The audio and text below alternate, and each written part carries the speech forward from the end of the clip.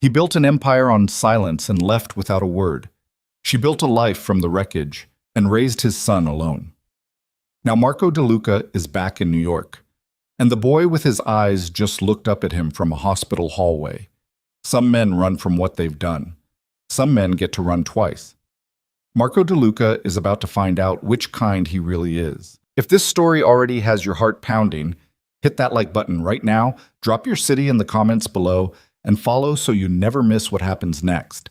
I want to see how far this story travels. Let's begin.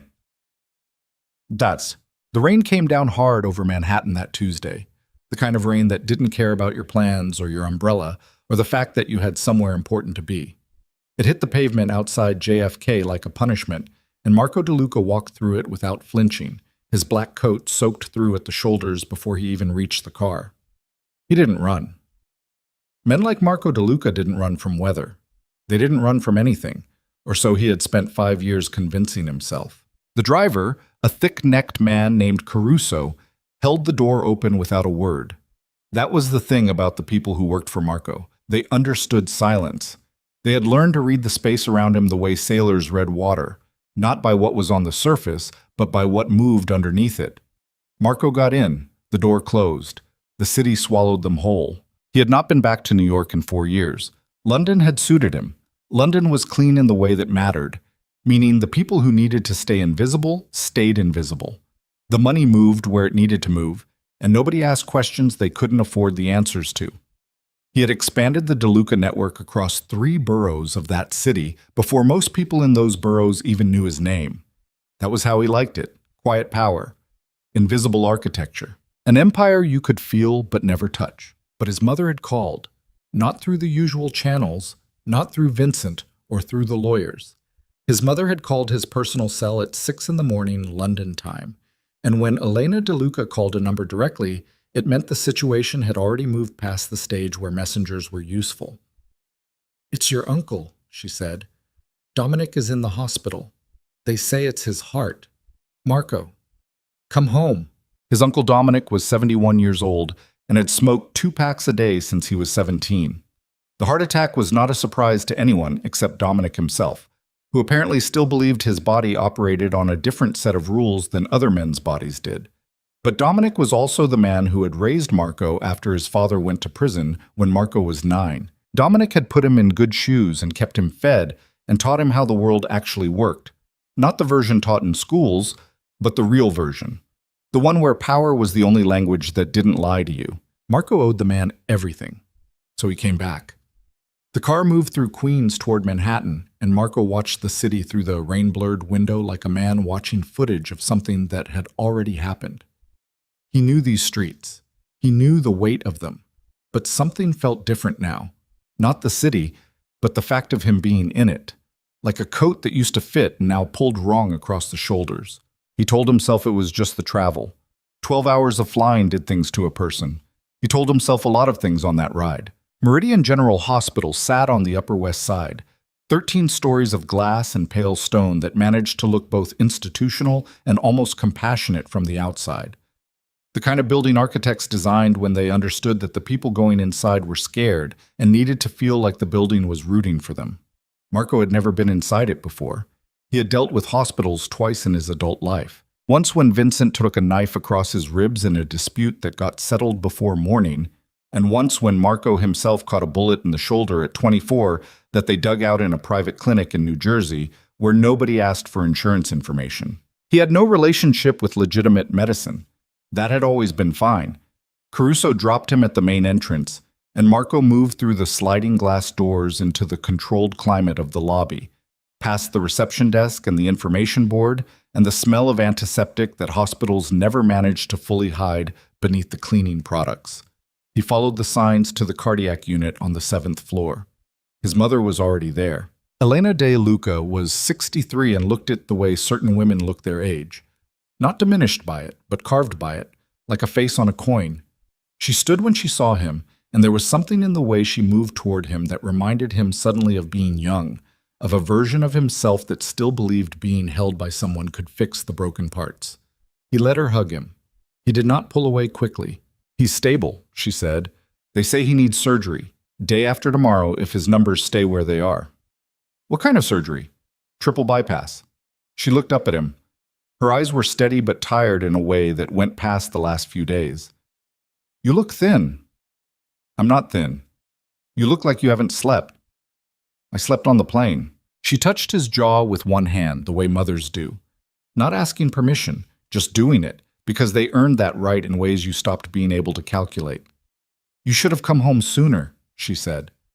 He didn't answer that. They sat with Dominic for an hour. The old man was conscious, annoyed at the tubes and monitors attached to him, and made 3 separate complaints about the food before Marco had been in the room for 10 minutes. That was reassuring. Men who were about to die didn't complain about food. Men who were about to die got quiet. You came all the way from London for this? Dominic said, looking at him from behind the oxygen cannula. Yes. I'm not dying, you know. I know. Your mother overreacts. She didn't overreact. Your heart stopped in a restaurant. Dominic waved a hand. It restarted. That's not a defense. The old man looked at him for a long moment, the way he used to when Marco was a teenager and had said something that revealed more than he intended. That particular look had always made Marco feel like he was made of glass. It still did. You look like something's sitting on you, Dominic said. I'm fine. I didn't ask if you were fine. I said something's sitting on you. Marco said nothing.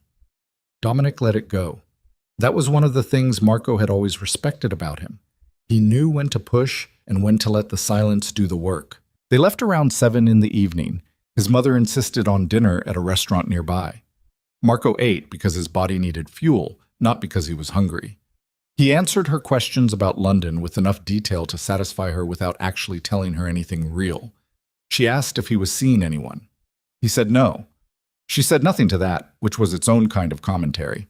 He checked into a hotel on the west side that he had used before.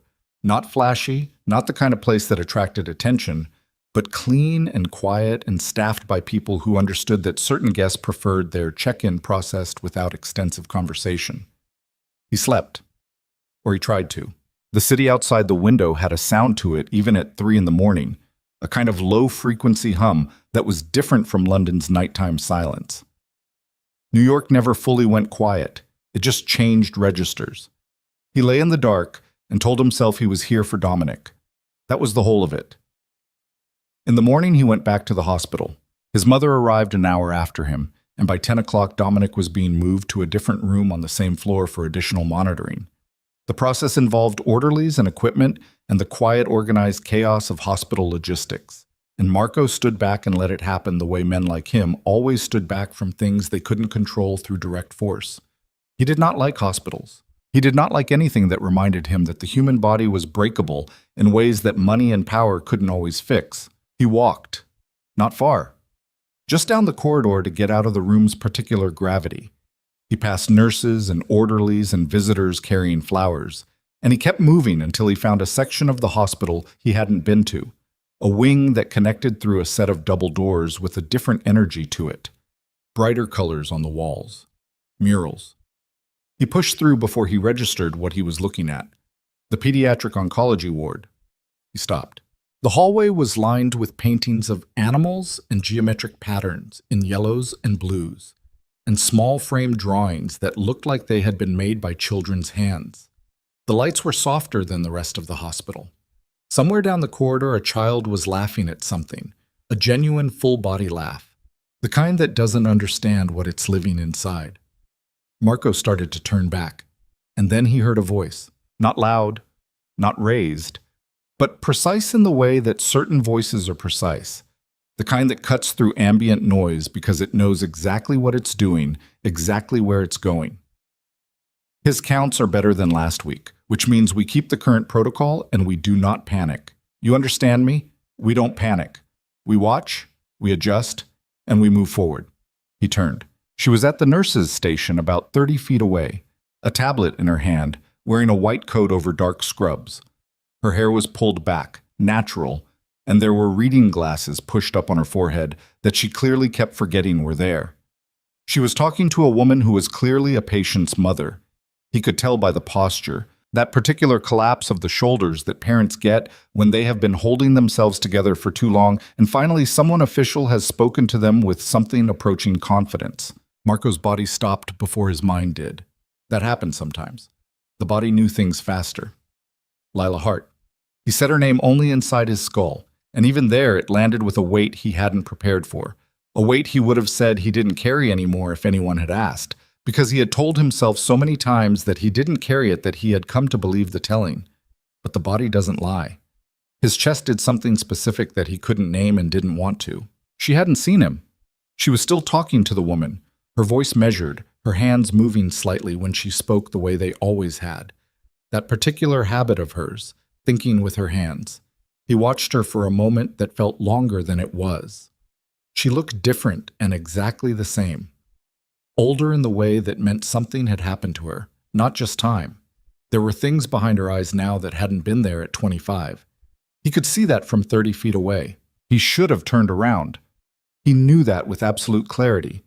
He had not come to New York for this. He had not come for her.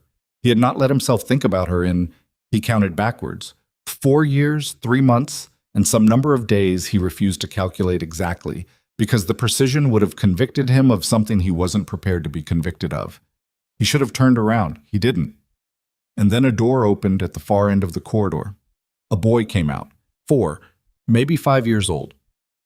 Dark hair, slight. Moving with that particular unself-conscious energy that small children have, all kinetic forward momentum, carrying a small paper airplane that he had clearly made himself because one wing was longer than the other and the nose was slightly crushed. He was making engine sounds under his breath. He ran to Lila. She looked down at him immediately.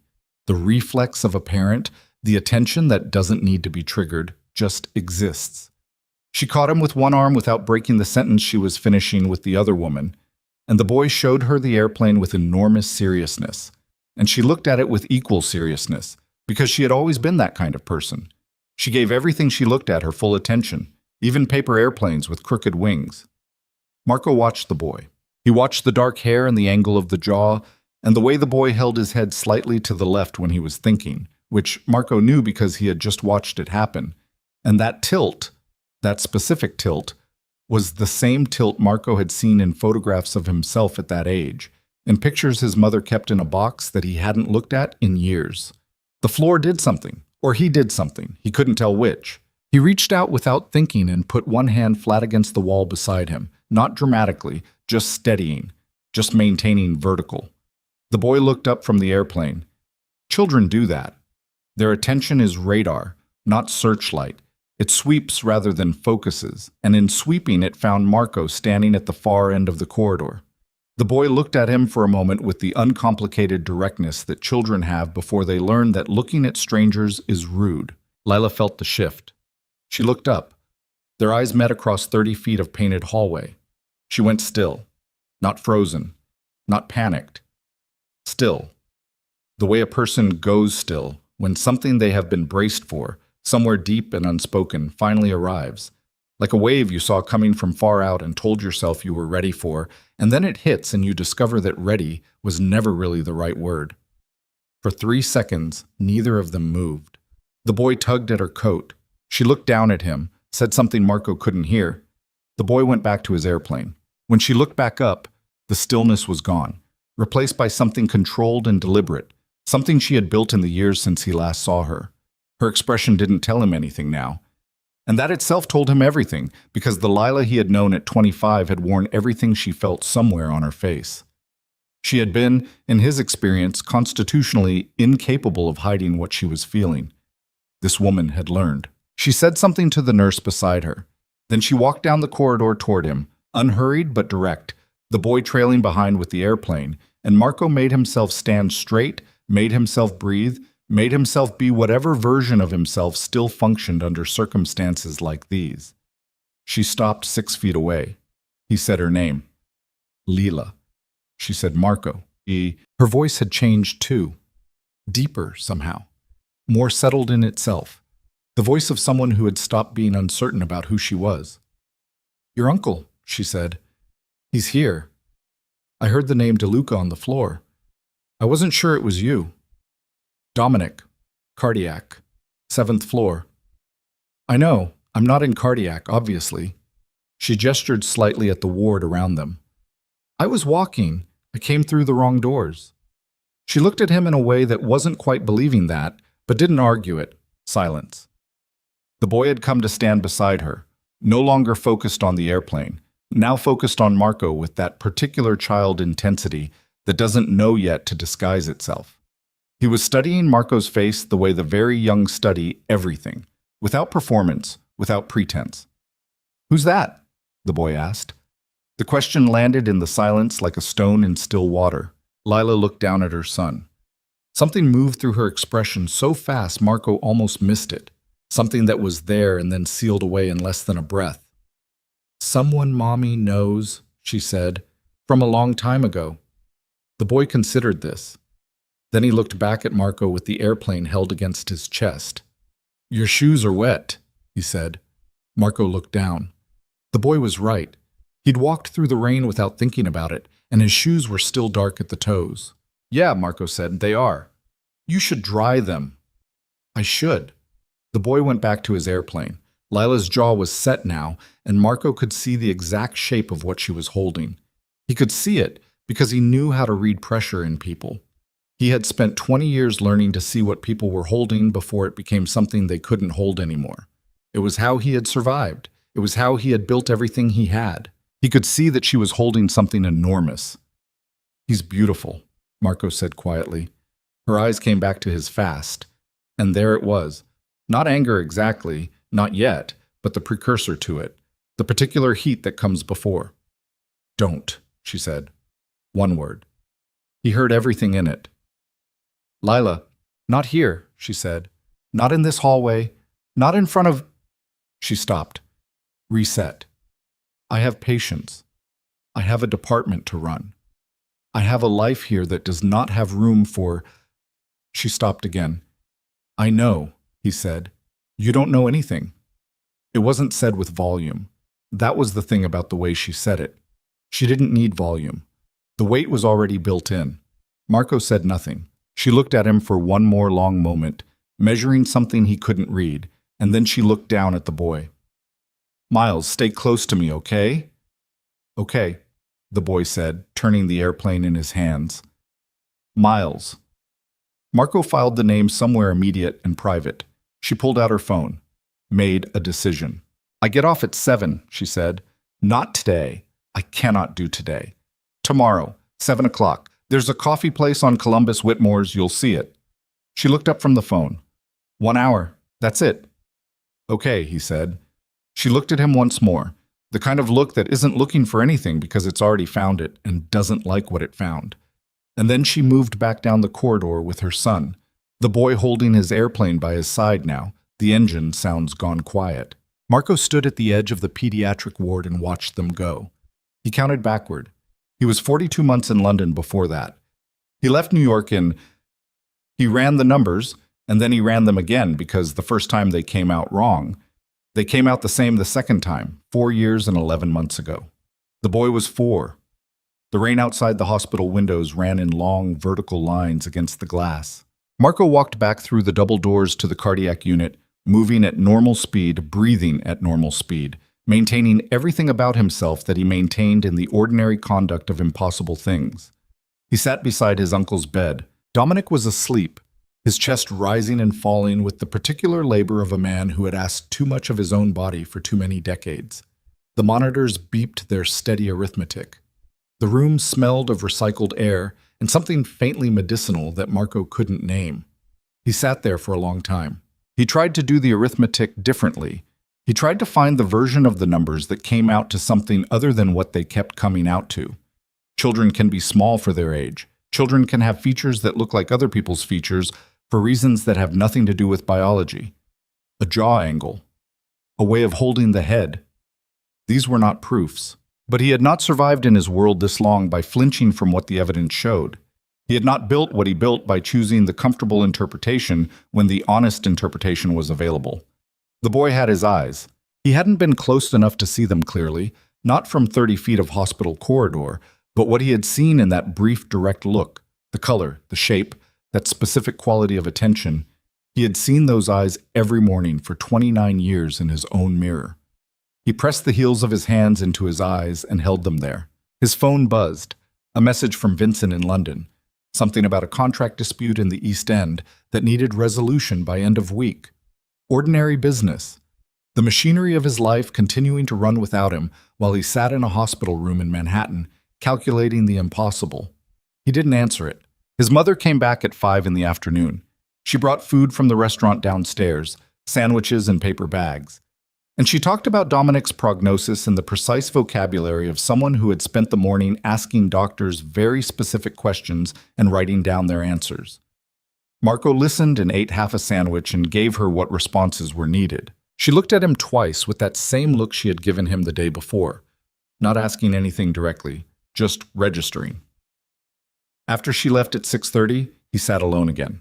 He thought about Lila at 25. He thought about the apartment they had shared for 8 months on the Lower East Side, the one with the radiator that made noise in the winter, and the kitchen window that looked out onto a fire escape where she sometimes sat with a coffee in the early morning when she couldn't sleep. He thought about the night before he left. Not the last night, but the night before, when everything had still felt like it had weight and shape and was pointed in some direction he hadn't fully chosen yet. He thought about the way he had boarded that flight. He did not think about it often. He did not allow himself to think about it often, because the thinking led places that had no productive end. He had made a decision. He had been 24 years old, and his father was in federal prison, and the empire his family had built was contracting under outside pressure, and he had been the one who could hold it together and extend it and grow it into something that would survive what was trying to kill it, and that had required him to be in London. And London had required a version of him that was undivided. He had told himself that many times. He had also never called her back. That last part he did not allow himself to sit with, usually. He was sitting with it now, in this hospital room, because the floor had shifted under him today, and he couldn't get his footing, and the normal mechanisms were not working the way they were supposed to work. She had called him 3 times in the week after he left. He had seen the calls. He had not answered them. He had told himself, and this was the particular cruelty of it, the part he never said out loud to anyone.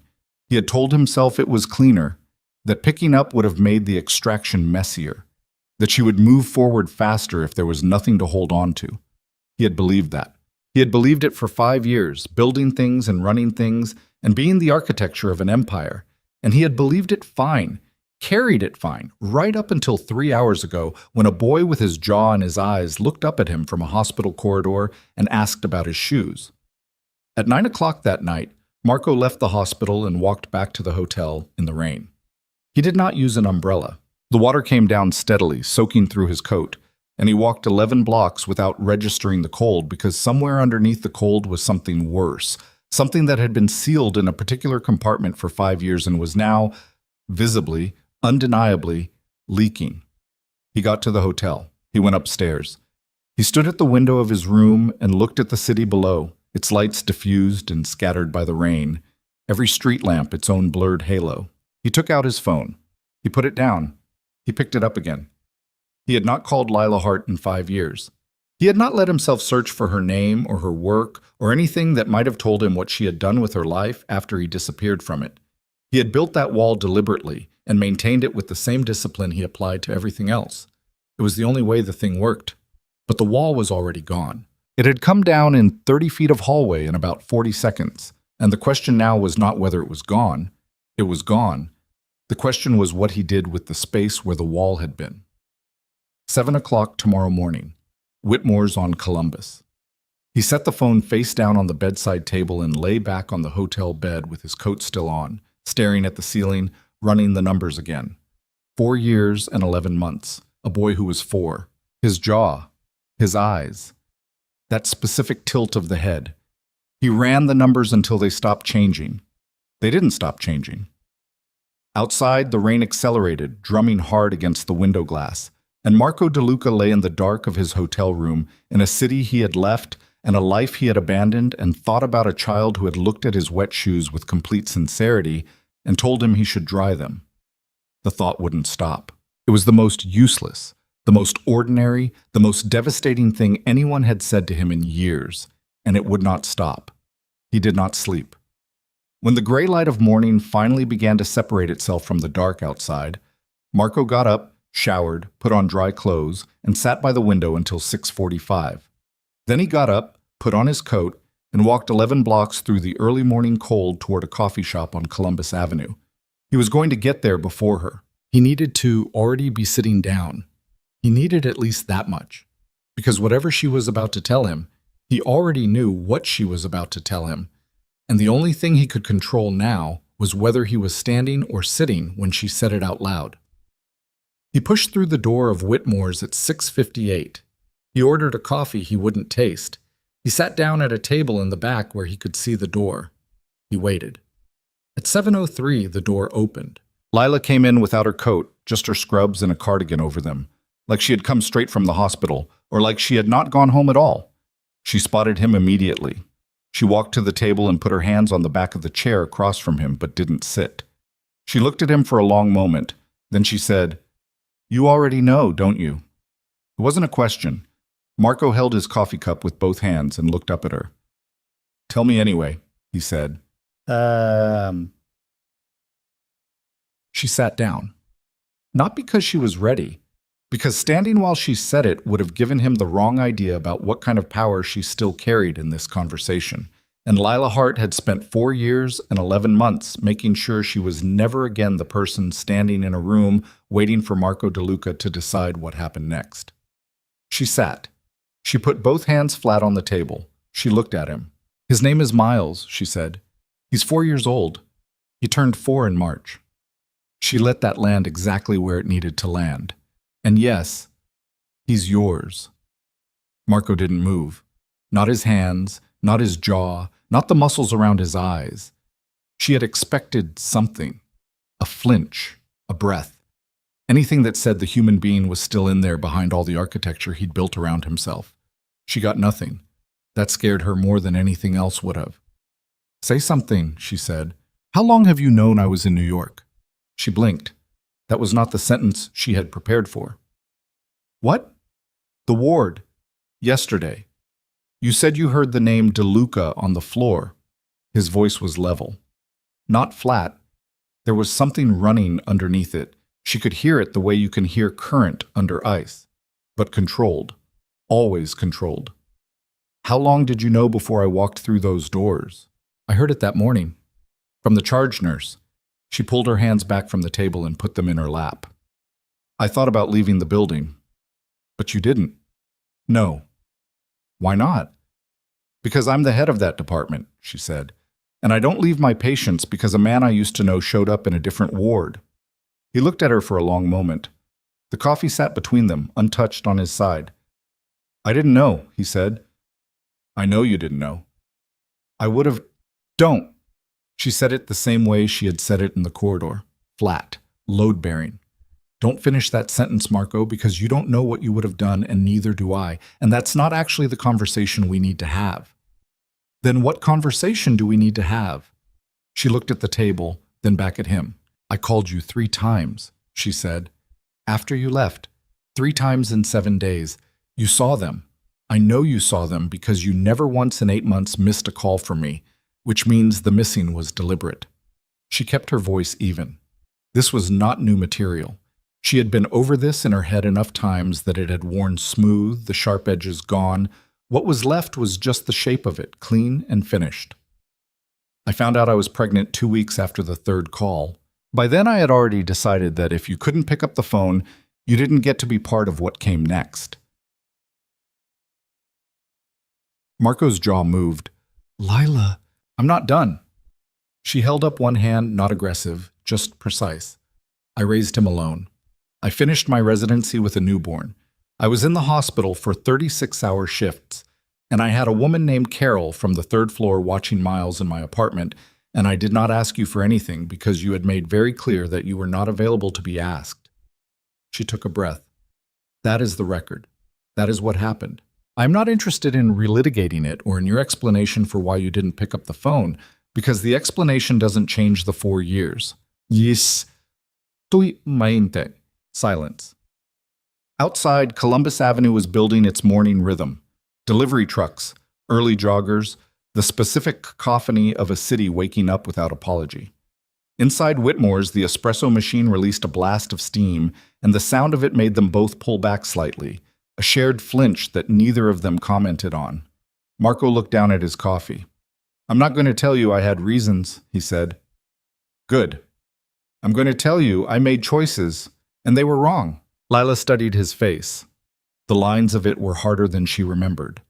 There was something at the corners of his eyes that hadn't been there before, a kind of weight pressed repeatedly into the same spot. She recognized it because she saw it in the mirror. "I know they were wrong," she said. "I've known that for 5 years." She leaned forward slightly. "What I need to know right now, today, is what you're planning to do.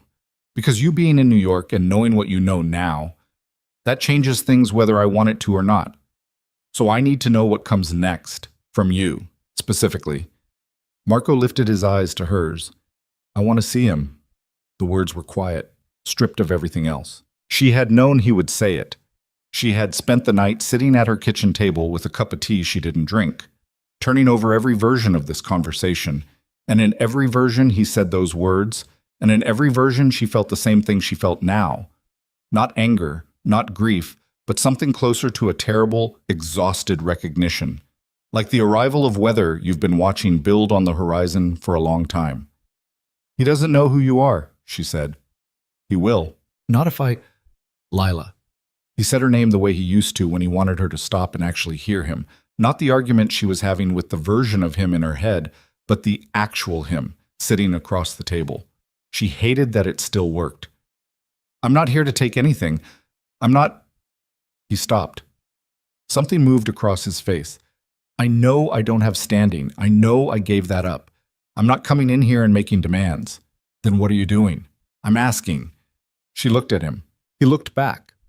In 8 months of living with this man, she had learned that Marco DeLuca did not ask for things. He positioned them. He arranged circumstances. He built the architecture of situations so that what he wanted became the most logical outcome. Asking, plain, unprotected asking, was not something he did. She had seen it maybe twice. This was the 3rd time. She picked up her coffee, drank, put it back down. "Where are you staying?" she said. "West Side, hotel on 72nd. How long are you in New York?" "Dominic's surgery is day after tomorrow. Recovery is at least 2 weeks before he can travel. I'm here until he's stable." 2 weeks. She processed that. "I'm not introducing you to him as his father," she said. "Not yet. Not until I know what this looks like. If you're here for 2 weeks and then you go back to London and that's the end of it, I am not putting Miles through that. Do you understand me?" "Yes." "This is not negotiable." "I understand." Marco. She waited until he was fully with her. "I need you to understand that he is the thing I will not compromise on. Not for you. Not for what we were. Not for anything. He comes first. He comes first every single time." Something moved through Marco's expression that she couldn't categorize. It wasn't guilt exactly. She knew what his guilt looked like, and it was usually indistinguishable from anger at himself, which came out as stillness, a particular clamped-down stillness. This was something else. Something that looked almost like— She cut the thought off. "Okay," he said. She gathered her things, pushed her chair back. "I have rounds at 8. She stood. "I'll think about what I said and I'll call you. I have your number. I never deleted it." She saw that land. She hadn't meant it as a knife. It was just true. She hadn't deleted it because deleting it would have required sitting with the phone in her hand and making a deliberate choice about what it meant. And there had never been a night in 4 years when she'd had enough emotional bandwidth left over from keeping herself and Miles alive to spend it on that particular decision. She left the money for her coffee on the table and walked out. The cold air hit her face, and she kept walking because stopping would have meant something she didn't have room for right now. She had a department, she had rounds. She had 3 pediatric patients whose treatment protocols she had been calibrating for the past week, whose parents looked at her the way people look at the only person standing between them and the worst thing they can imagine. She could not afford to be undone by a coffee shop conversation. She walked 2 blocks before she stopped and stood at the corner of Columbus and 74th, and put her hands in the pockets of her cardigan and breathed. Just breathed. Cold air in, cold air out. The traffic moved. A man walked a dog. A woman in a red coat pushed a stroller with one hand and talked on her phone with the other. The ordinary world continuing to be ordinary. She was still standing there when her phone buzzed. Carol! Miles was awake and refusing his breakfast because it wasn't the specific kind of cereal he wanted, and could Lila please talk to him? She almost laughed. Almost. She called. Miles answered with immediate urgency about the cereal situation, his voice carrying the full moral weight that 4-year-olds invest in these matters. And she stood on the corner of Columbus and 74th and negotiated with her son about breakfast food, and for 3 minutes she was not a woman sitting across from her past in a coffee shop. She was just his mother. That was enough. For now, that was enough. She said goodbye, told him to eat the toast at least, and ended the call. Then she walked back to the hospital and did her job. Marco stayed at the table after she left. The coffee had gone cold. He drank it anyway because leaving it would have felt like a statement, and he was done making statements with his exits. He sat with the cold coffee and the ambient noise of the shop and ran back through the conversation looking for the places where he had said wrong things, which was a habit he had that he'd never been able to fully extinguish, this post-analysis instinct. The way he reviewed every significant meeting and cataloged what had worked and what had failed and what he would do differently. The problem was that in this particular case, none of that framework applied. There was no tactic here, no adjustment he could make to the positioning that would improve the outcome. He had walked into a situation 5 years of his own making, and the only available move was the one he had already made, plain, undressed asking. He hated how exposed it felt. He paid for both coffees, walked out. He spent the morning with Dominic, who was in a better mood and complained about the television reception in his room, and asked Marco twice about specific business matters that Marco deflected both times with vague reassurances. Dominic wasn't fooled, but he let it go. His mother arrived at 11, and the three of them occupied the same space with the practiced ease of people who had spent decades in each other's company, filling silences without having to work at it. Marco said nothing about Lila, nothing about what he'd learned. He wasn't ready to say it out loud yet. Saying it out loud to someone other than Lila made it a different kind of real, the kind that started having consequences he hadn't finished mapping. He left the hospital at 2. He walked. New York walking was different from London walking. London pedestrians had a particular relationship with their own trajectory. Purposeful, slightly defensive. New York pedestrians operated on a different physics, aggressive and unpredictable, the city treating sidewalk space as a contact sport. He'd forgotten that. Or maybe he'd forgotten that he used to move through it like that too, shoulders forward, eyes forward, daring the city to get in his way. He walked 15 blocks before he knew where he was going. He did not mean to end up on the block where the apartment had been. He genuinely did not mean to. The feet had made a decision the brain hadn't signed off on, and by the time he registered it, he was standing across the street from a building he had last been inside 5 years ago, looking up at windows he used to know by which floor they were on and which direction the light came through in the morning. The building looked the same. Buildings always looked the same. He stood there for maybe 2 minutes. Then he took out his phone and called Vincent in London. "The situation on the East End," he said when Vincent picked up. "Tell Mallory we accept the boundary revision as proposed. The numbers work. Don't let them see us thinking about it. Just accept and close it." "That's a shift from yesterday," Vincent said. "I know what it is." A pause. "You all right over there? Handle the East End thing. I'll call you tomorrow." He hung up. He stood on the sidewalk outside the old building for another 30 seconds. Then he turned around and walked back toward the hotel, and this time he didn't let his feet make any independent decisions. She called at 6. He was in the hotel room, jacket off, sitting at the small desk by the window. He picked up on the second ring. "Hi," she said. "Hi." A short silence. He could hear something in the background. A child's voice, distant, the sound of a cartoon. "I talked to Carol," Lila said. "She can take Miles tomorrow afternoon, 4 o'clock. I finish rounds at 3:30. She stopped, started again. "There's a park, Riverside. We take him there sometimes after dinner when the weather's okay. I thought I could bring him. You could be there. Not introduced, not formally, just present," he said. "Yes." Her voice was careful, the kind of careful that has costs. "Just present, to start." "Okay." "Marco." Her voice changed register, dropped slightly. If you do anything, if you say anything to him, introduce yourself in any way without my being there and my permission, I won't. I mean it. I know you mean it. He kept his voice steady. I'll be there. I won't do anything you haven't said yes to first. Another silence. In the background, the cartoon sound shifted. The boy must have moved rooms. Then it went quiet. He asked about you, Lila said. Marco went very still. At dinner, he asked why the man at the hospital looked like him. Her voice was controlled, but he could hear something working underneath it, some kind of effort. I told him sometimes people just look alike. He thought about it for a while, and then he said okay, and ate his noodles. Marco pressed 2 fingers against his mouth and said nothing. He's very literal, Lila said. He accepts information, and then he just processes it and moves forward. He's always been like that, since he was 2.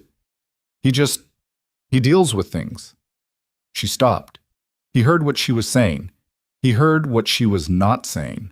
The boy had dealt with not having a father, had processed the absence and moved forward with the same literal efficiency she was describing, because that was what you did when the absence was the whole of what you had to work with. Lila, he started. 4 o'clock, she said.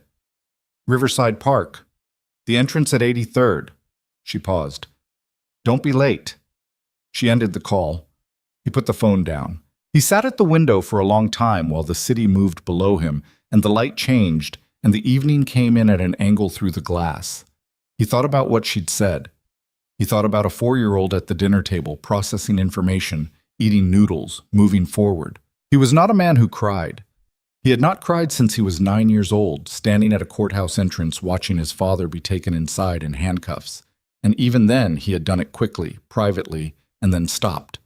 Because there was no one to receive it, and things that had no receiver felt like waste.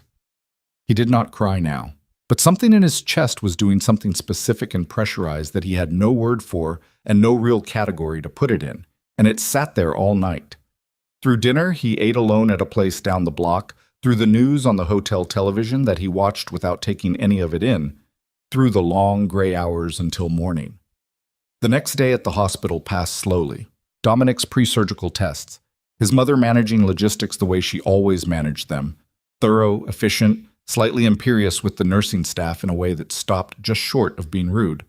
Marco sat beside his uncle's bed, and they talked about things that were and were not important, and Dominic told the story of the first time he'd seen New York from the Staten Island ferry, a story Marco had heard 6 times, and Marco listened like it was the first. At 3:15, he told his mother he had an appointment and would be back by 7. She looked at him. Okay, she said, not pressing, but the look. He walked to Riverside Park. He got there at 3:50, walked the path along the river slowly, getting a sense of the space where the sightlines were, where a person coming in at the 83rd Street entrance would first see another person already there. He was aware that this was an operational instinct and that it had no business being applied here. He applied it anyway. It was what he had. At 4:02, he saw them.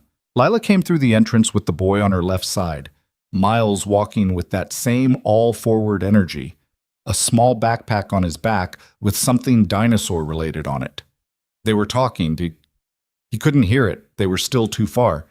But the body language was the easy physical conversation of a mother and a child who had spent years learning each other's rhythms. They got closer. Miles saw him first. His stride didn't break. He just looked with that same direct, undefended attention he'd had in the hospital corridor, and then he said something to Lila, and she nodded, and they kept walking until they were maybe 10 feet away. Hi, Miles said. Hey, Marco said. You dried your shoes. I did. Miles seemed satisfied with this. Lila stood slightly behind the boy, her arms crossed loosely at her waist, watching. Not Marco. Watching Miles. They walked. For 40 minutes, they just walked. The boy ran ahead and came back. He found a stick that he decided was important. He explained a complicated theory about why some pigeons were smarter than others that had internal logic. Marco couldn't fully follow but listened to with complete attention. Lila walked on the other side of Miles, and she and Marco did not speak directly to each other except once, when she asked if he wanted to sit on one of the benches by the water, and he said yes. They sat. Miles was at the railing watching a boat. "He likes the river," Lila said quietly. "Yeah. He always has. Since he was a baby, the water calmed him down." Marco watched the boy at the railing, the way he gripped the metal with both hands and leaned forward slightly to see better, the absolute seriousness of his attention. "He's not afraid of much," Marco said. "No." Lila's voice had something in it that was almost fond before she caught it. "He's not." Miles turned around from the railing. He walked back to the bench, climbed up beside Lila, and then looked across her at Marco. "What's your name?" he said. Lila's breath changed. Marco felt the weight of the moment compress. He knew what the right answer was. He knew what he had agreed to, what the boundary was, what the consequence was of crossing it. "Marco?" he said. Miles repeated it quietly, testing the shape of it. "Marco." "Yeah." "Do you live here?" "Not anymore. I'm visiting." "Where do you live?" "London?" Miles thought about this. "Is London far?" "Pretty far, across the ocean." The boy looked out at the river, as if measuring the concept of oceans against what he could currently see. "I've never seen the ocean," he said. "It's big," Marco said. Miles looked back at him. "Are you Mommy's friend?" The question sat in the air between all three of them. Lila was very still beside the boy. Marco met her eyes for a fraction of a second. He saw the held breath in her. He saw the particular tension of a person waiting to see if someone will do what they said they would do. "We knew each other a long time ago," Marco said carefully. "Before you were born." Miles accepted this. He looked back at the river. Then he slid off the bench, picked up his stick from the ground, and went back to the railing. Lila exhaled. They sat in silence for a moment. "Thank you," she said. It was barely above a whisper. "I meant what I said." She looked at her son at the railing, and Marco looked at her looking at him, and something passed between them that neither of them had words for, and neither of them reached for words to describe. They left the park at 5:15. Lila took Miles's hand at the gate, and the boy turned back once and waved at Marco. A small, specific wave, one hand, like he'd already decided this person was worth acknowledging. Marco raised his hand, watched them go. He stood on the sidewalk outside the park until they turned the corner and were gone. Then he took out his phone, stared at it, put it away. He was in New York for 2 more weeks. Dominic's surgery was tomorrow. After that, recovery. 2 weeks of this city, this proximity, this particular gravitational situation pulling him towards something he hadn't planned for and couldn't control and could not, he understood this clearly, could not simply leave again. He had left once. He understood now, standing on the street outside Riverside Park in the cooling late afternoon, what the cost of that leaving had actually been. Not in abstraction, not in the language of regret he'd let himself use on the bad nights in London, but in the concrete, specific form of a 4-year-old boy who had never seen the ocean and waved goodbye to a stranger like he'd already made his mind up about him. The cost was that, right there. And it kept walking. He started back toward the hotel. His phone buzzed. Not Vincent, not his mother. A New York number he didn't have saved. He stopped walking and picked up. "Mr. DeLuca." The voice was male, smooth, the particular smoothness of someone who had practiced sounding relaxed. "My name is Raymond Cho. I work for a gentleman who has been watching your London operation with considerable interest. He'd like to meet." Marco stood on the sidewalk, the city moving around him. "Who's the gentleman?" he said. "His name is Park. Daniel Park." A pause, perfectly timed, the kind of pause people use when they want you to recognize a name and want to see if you do. "He has some thoughts about your New York infrastructure. He believes there's a mutual benefit conversation to be had." Marco knew the name. Daniel Park was not a legitimate businessman. He was not someone who operated on the edges. He was the center of a network that had been quietly moving into territory the DeLuca family had held for 20 years, doing it through intermediaries and legal structures and the particular kind of patience that made him considerably more dangerous than someone who came at you directly. His being in New York was not a coincidence. His knowing Marco was here was not a coincidence. "Tell him I don't take meetings arranged this way." Marco said. He anticipated you'd say that, Cho said. He also asked me to mention, and I'm quoting him directly here, that the pediatric wing at Meridian General is a beautiful facility, very impressive department. He has a lot of respect for the doctors there. The air temperature didn't change. The street didn't change. Marco's voice didn't change. But something happened in the space behind his eyes that was precise and cold, and without a trace of the thing that had been sitting in his chest all day, because that thing, that human, exposed particular thing, had just been handed a location and a potential use, and the response to that was not grief. The response to that was much older and much darker, and Marco DeLuca was very good at it. Tell Mr. Park I'll be in touch, he said. He ended the call. He stood on the sidewalk and looked at the phone in his hand. 2 weeks ago, he had been in London running an empire. Now he was standing on the street outside a park where he had just watched his son wave goodbye to him, holding a phone that had just told him that someone knew about the pediatric wing at Meridian General Hospital. Someone knew about Lila. Someone knew about Miles. And Marco DeLuca, who had built his empire on control and silence and decisions that left no room for regret, understood with absolute clarity that the particular compartment he had been trying to keep separate, the human thing, the father thing, the Lila thing, had just become the most dangerous thing he owned. There was no version of the next 2 weeks that looked like what this morning had looked like. That version was gone. Dozed. He called Vincent before he reached the next block. Daniel Park, he said the moment the call connected. Tell me everything current. Vincent was quiet for 2 seconds, the kind of quiet that means the person on the other end is recalibrating, shifting from whatever they were doing into the gear that Marco needed them in. Vincent had worked for Marco for 6 years. He knew the difference between a routine call and this kind of call. Park's been quiet for about 8 months, Vincent said. Last movement we tracked was a logistics acquisition in Queens, storage facilities. We flagged it, but it didn't cross any lines directly. Storage in Queens. 3 facilities. All legitimate on paper. We assumed it was infrastructure for the import side. He just had someone call my personal cell, Marco said. A man named Raymond Cho. Park knows I'm in New York. He knows which hospital I'm spending time in.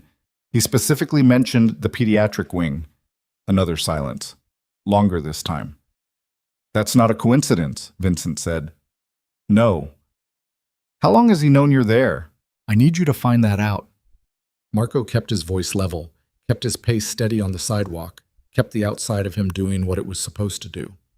I need to know who's been talking. I need to know if this is surveillance or something closer. I'll start pulling threads tonight. Vincent? Marco stopped walking. The pediatric wing comment was specific. He wasn't referencing the cardiac unit. He knew which wing. He let that sit for a moment. Find out how. He ended the call. He stood on the corner of 81st and Broadway and thought about the specific geometry of what had just happened. Park was not a man who made casual references. Every word out of that conversation had been constructed. The smooth voice of the intermediary, the well-timed pause before the name, and then the Meridian General comment, dropped at the end like something almost forgotten, like an afterthought. It wasn't an afterthought. It was a coordinate. It was Park telling him, I know where the soft thing is. Marco started walking again. He did not go back to the hotel. He walked 6 blocks south and turned east and kept moving until he found a bar that was mostly empty at this hour. A neighborhood place, wood paneling, a television in the corner showing sports scores nobody was watching. He sat at the far end of the bar with his back to the wall and ordered a whiskey he was going to drink slowly, and he thought, the thinking was the most important thing right now. Not reaction, not movement. Thinking. Park wanted a meeting. That meant Park wanted something he didn't currently have and believed Marco could provide it or be leveraged into providing it. The New York infrastructure reference meant territory. The DeLuca family still held significant operational ground in this city, even with Marco based in London, and that ground had value that a network expanding from the outside would want access to. The Meridian General reference meant something else. It meant Park had done the math. It meant somewhere, somehow, someone had connected Marco DeLuca to a pediatric department at a hospital on the Upper West Side, and Park had decided that connection was worth naming out loud. Marco drank. The whiskey was mediocre. He didn't register it. The question that mattered was not what Park wanted. The question that mattered was how Park knew. Because Marco had been in New York for less than 72 hours.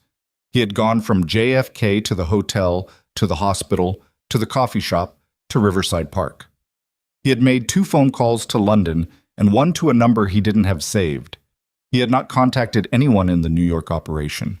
He had not announced his presence to anyone in this city except his mother and his uncle, both of whom he was not even going to complete that thought because it was insulting to complete it, which meant someone had been watching from outside, which meant Park had resources in place before Marco arrived, watching the hospital, watching who came and went from the cardiac unit, and had seen Marco there and had then done something more, had gone further, had watched which other parts of the hospital Marco moved through, had seen him in the pediatric corridor, had seen Lila, had seen Miles, and had decided, with the particular cold intelligence of a man who dealt in leverage, that this was the most useful thing he had found.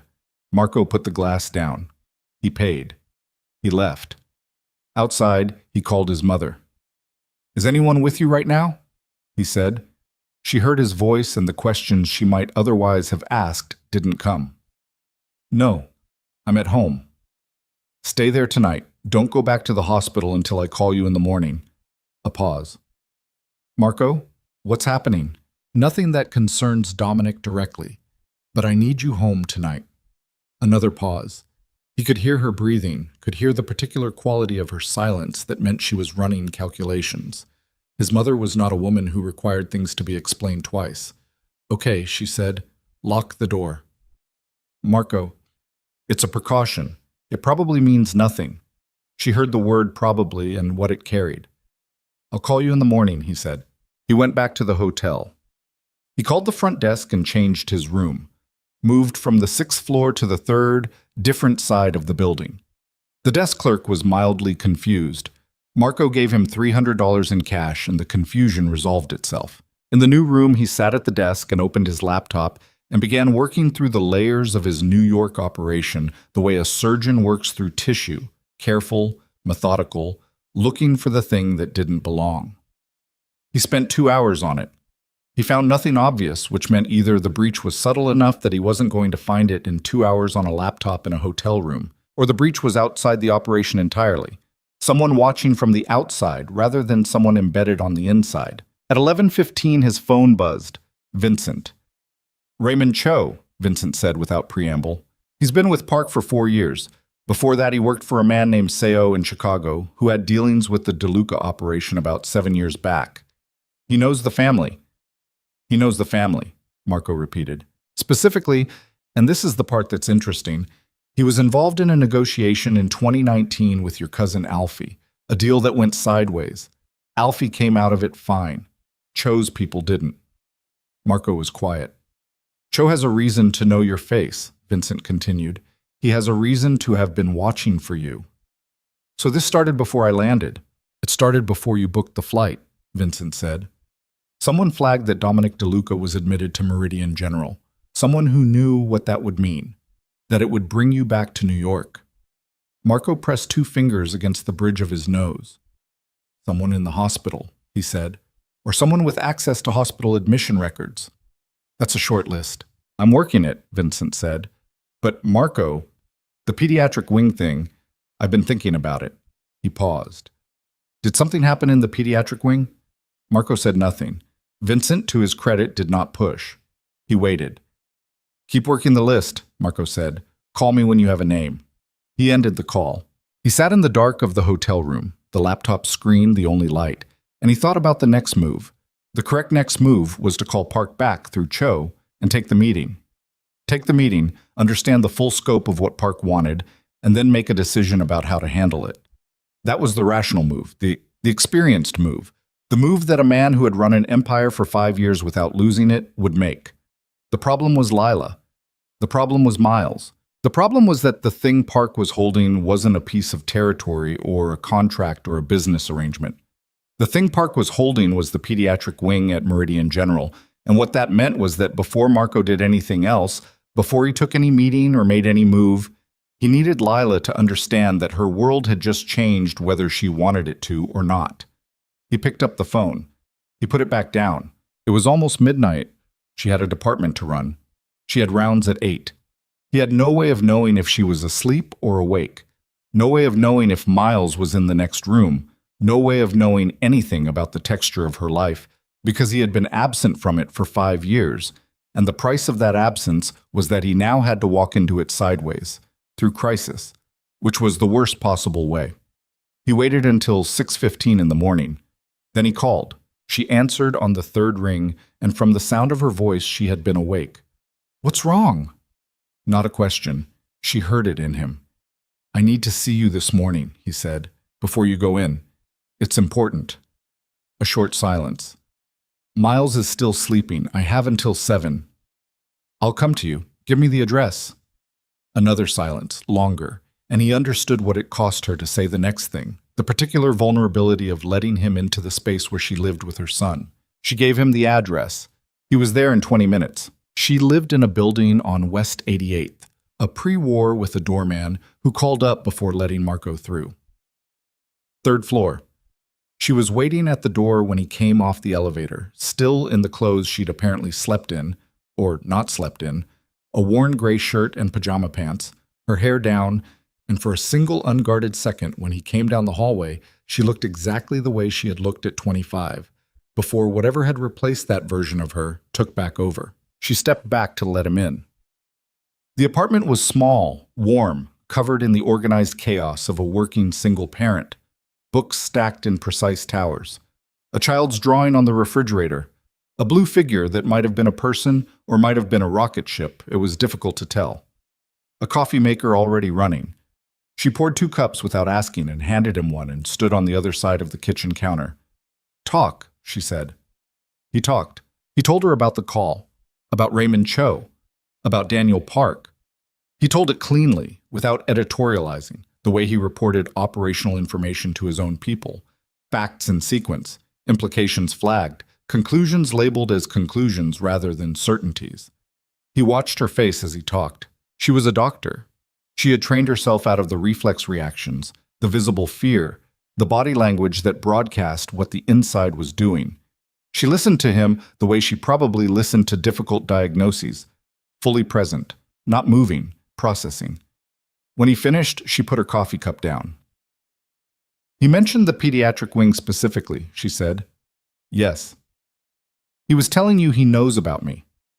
"Yes." "About Miles." "I don't know how much he knows," Marco said, but the reference was deliberate.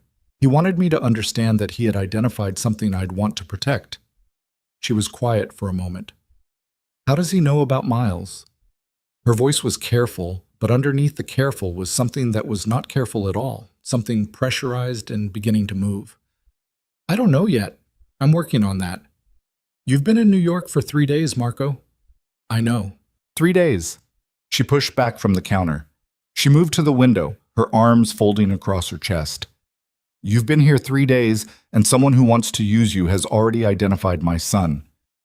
I know what this looks like." She turned from the window. "Do you?" "Because what it looks like is that you walked back into my life, and inside 72 hours, my child is in the peripheral vision of someone who plays the kind of games you play." Her voice was not raised. It was the opposite of raised. It was compressed, dense, the kind of voice that has weight because all the volume has been removed from it, and what's left is just force. "This is what I told you. This is exactly what I told you. That your world doesn't coexist with safe ones. I didn't bring this here intentionally. I know that. Then, knowing it was unintentional doesn't make Miles less visible to this man." She pressed 2 fingers against her mouth for a moment, thinking. "What does he want?" "Park." "A meeting." He framed it as a business conversation, territory access probably. "He's been moving into spaces my family holds in New York. And if you don't meet with him?" Marco was quiet. She read the quiet. "He escalates. He finds another way to apply pressure." She looked at him. "Using whatever he knows." "That's the likely progression, yes." She turned back to the window. Outside, the street was building its morning. Garbage truck grinding somewhere nearby, a siren passing, the first school-run parents on the sidewalk. "Miles can't go to the hospital today," she said. No, I'd feel better if he wasn't at Meridian at all right now. He goes there sometimes after school. Carol brings him and he sits in the family room while I finish late rounds. She was talking through the logistics, mapping the change, already moving into the mode that kept her functional under impossible conditions. I'll call Carol. He can go to her apartment today. Good. I need to call the hospital's security office as well. Don't mention Park by name. Don't mention me. She looked at him sharply. Not because I'm protecting myself, he said. Because if Park has a contact inside the hospital, and he might, you don't want him knowing you've been warned. She absorbed this, nodded. From somewhere in the apartment, a sound, small feet on a wood floor. They both heard it. Lila moved immediately, crossing from the kitchen toward the hallway, and Marco stayed where he was, and he heard her voice shift into the morning mother register, soft and specific. Hey, baby, come here, come to the kitchen. And then Miles appeared in the kitchen doorway in dinosaur pajamas, sleep-creased and squinting, holding something against his chest that Marco couldn't identify. The boy saw Marco. His face did several things in quick succession. Surprise, then the processing of surprise, then the settling into recognition. Marco, the boy said. Hey, Miles. Miles looked at his mother.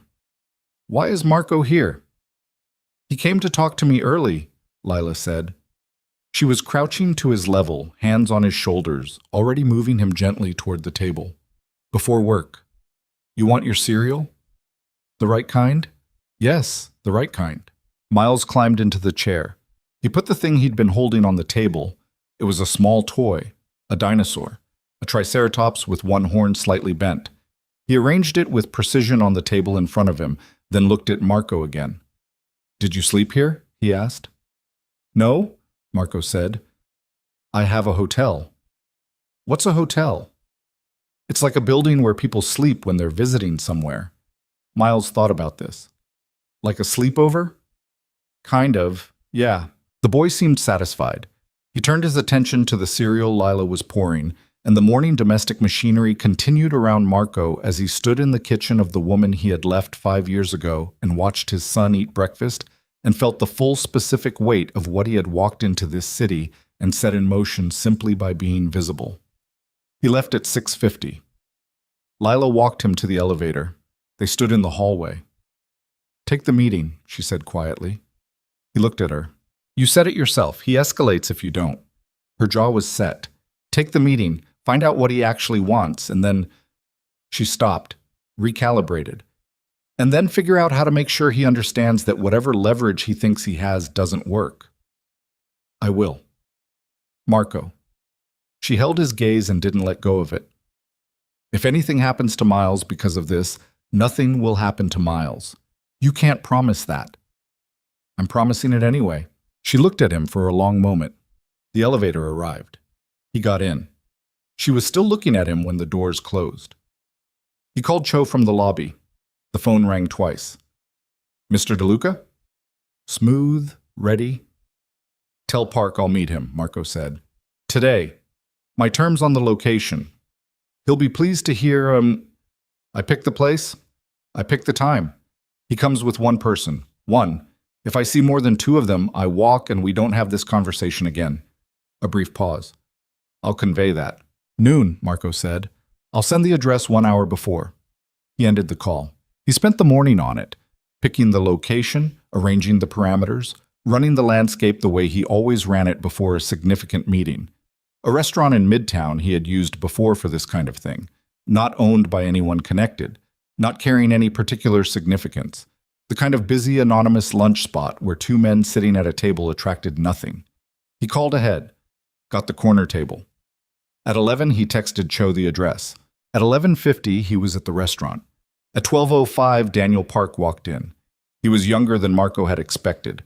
Early 40s, Korean-American, in a dark suit that was expensive without advertising it. One person with him, a woman, also suited, who took a position near the door without being asked. Park came to the table alone, sat down, and looked at Marco with the kind of direct assessment that skipped the social layer entirely.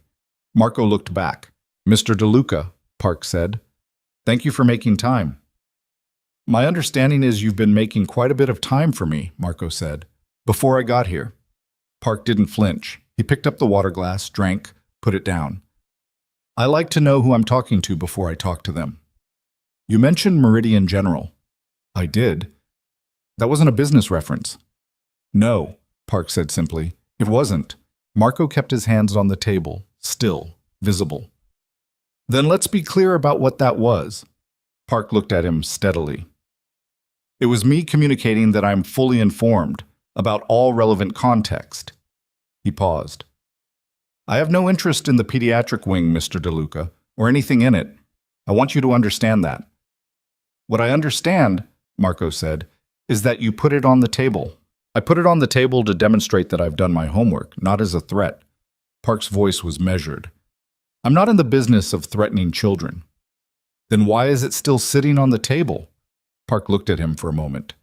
Then he leaned back slightly in his chair, a deliberate move, creating distance, reducing the compressed energy of the conversation. Because I needed you to take this meeting seriously, and you're here. So it worked. The honesty of it was almost disarming. Almost. Talk, Marco said. Park talked. The proposal took 12 minutes to lay out.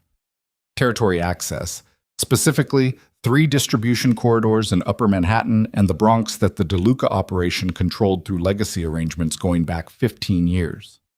Park wanted passage rights, not ownership, passage and a percentage. In exchange, Park's network would provide a buffer. A wall, essentially, between the DeLuca operation and a federal investigation that Park said, and here his voice remained entirely level, had been building for approximately 8 months and was considerably further along than Marco's people in New York currently knew. Marco listened to all of it without moving. When Park finished, Marco said, "What federal investigation?" "Task Force," Park said. "Organized Crime Division. They've been working the DeLuca, New York infrastructure since last spring. They have a cooperating witness." He picked up his water glass again. Someone inside. The temperature in Marco's chest dropped several degrees. "Who's the witness?" Marco said. Park set the glass down. "That's the second part of the conversation," he said, "and it's the part I think you'll find considerably more difficult." He reached into the inside pocket of his jacket, removed a folded piece of paper, placed it on the table between them. Marco looked at it. He picked it up, unfolded it. It was a photograph. Printed, not a screen capture. Someone had gone to the trouble of printing it, which meant someone had gone to the trouble of making it physical, making it something that could be handed across a table and left behind. The photograph showed a man Marco knew, had known, had trusted with the specific kind of trust that you build over years, over shared risk, over the particular intimacy of people who have stood in the same rooms during the same dangerous moments and come out the other side. Vincent. The photograph showed Vincent in what appeared to be a parking garage, in conversation with 2 people whose body language, the way they stood, the angle of their badges clipped to their belts, was unmistakably federal. The photograph had a date stamp in the lower right corner. 6 months ago. Marco set the photograph down on the table. He did not move. He did not speak. He sat with the photograph between them and the restaurant noise around them and the specific sensation of 5 years of architecture, the careful, disciplined, controlled architecture of everything he had built, beginning to crack along a fault line he had never once suspected was there. Vincent. The man he had called from outside the old apartment. The man he had called last night from the hotel. The man he had told, in specific, detailed terms, about Meridian General, about the pediatric wing, about everything Marco had walked into when he came through those hospital doors. He had told Vincent, and Vincent had told someone else. Park was watching him with the expression of someone who has delivered a weight and is now waiting to see how the person receiving it handles the impact. Marco looked up from the photograph. "How long have you had this?" he said. 3 months? "Why didn't you move on it sooner?" "Because you weren't in New York," Park said, "and this conversation needed to happen in person." Marco looked back at the photograph, at Vincent's face and profile, at the timestamp. 6 months ago, Vincent had been meeting with federal agents. 6 months ago. And in the 5 months since, Marco had made approximately, he didn't want to count, he would have to count, how many calls, how many conversations, how many operational details had moved through the phone line between London and New York in 5 months, with a man who had been inside the investigation since before any of those calls were made. And last night he had called Vincent and told him about the pediatric wing, about the specific reference, and he had asked Vincent to pull threads to find out who was watching and how. He had handed Vincent the exact information that would make the thread easier to pull. Marco folded the photograph, put it in his own jacket pocket. Park didn't object. "The corridor access," Marco said. His voice was level. It was level because he was making it level, applying the same deliberate control to his voice that he was applying to every other external surface while the internal architecture continued its quiet, catastrophic process of revision. "If I agree to passage rights, the task force loses its primary informant," Park said. "My people handle that. You don't need to know how." And the investigation collapses without him. What they have is built around his testimony. Without him, they have records and surveillance and no one to explain what any of it means. Park looked at him steadily. "You'd need to rebuild your operation from the outside in. New contacts, new channels. It costs you 18 months, maybe 2 years of momentum. But you survive it." Marco looked at the table. 2 years of rebuilding. Or the alternative, do nothing, let the task force finish building its case, and watch everything he had constructed for the past decade come apart in a federal courtroom. He already knew which option he was taking. He had known it before Park finished the sentence. What he was thinking about was not the decision. He was thinking about Vincent picking up the phone last night, smooth and competent, telling Marco about Raymond Cho's history with Alfie. Information that was designed to sound useful, designed to redirect Marco toward Cho and away from the actual breach, feeding Marco just enough to seem trustworthy. 6 years. He had trusted Vincent for 6 years. He looked up at Park. "I need 48 hours, he said. "You have 24, Park said. "After that, I have to assume you're not interested, and I find another solution." Marco nodded. He stood. Park stood. They did not shake hands. Marco walked out of the restaurant and into the midtown afternoon, the photograph in his jacket pocket, the cold thing behind his eyes fully operational now, the human thing, the Miles thing, the Lila thing, sealed somewhere behind it, not gone, present but compressed into a shape that could not be permitted to affect what happened next. He took out his phone. He needed to make a call. Not to Vincent, never to Vincent again. That line was dead, whatever came next. He needed to make a call to the one person in his New York operation who was not Vincent, who Vincent had not built, who had existed in the structure independently long enough that Marco could still, possibly, conditionally, trust. He found the number. He dialed. It rang 4 times. And then, from somewhere behind him on the midtown sidewalk, close enough that he felt it before he heard it, the unmistakable sound of a phone buzzing in someone else's pocket. He turned. The woman from the restaurant, Park's person, the suited woman who had taken a position near the door, was standing 8 feet behind him on the sidewalk, her phone in her hand, and she was not looking at her phone. She was looking at him. Marco did not move. 8 feet. The woman standing 8 feet behind him on a midtown sidewalk, her phone buzzing in her hand, looking at him like she had been looking at him for considerably longer than the last 3 seconds. Like looking at him was the job. Like the restaurant, the door position, the suited composure. All of it had been positioned exactly the way it was positioned so that she could be standing here, now, 8 feet behind him. At the exact moment he tried to make a call she was supposed to intercept. He lowered his phone. She didn't move. Around them, Midtown continued its indifferent afternoon. Foot traffic, cab horns, a construction compressor somewhere above them on a scaffold that drove a rhythmic metallic pulse into the air. Nobody around them understood that the space between 2 people on a sidewalk had just become something other than a sidewalk.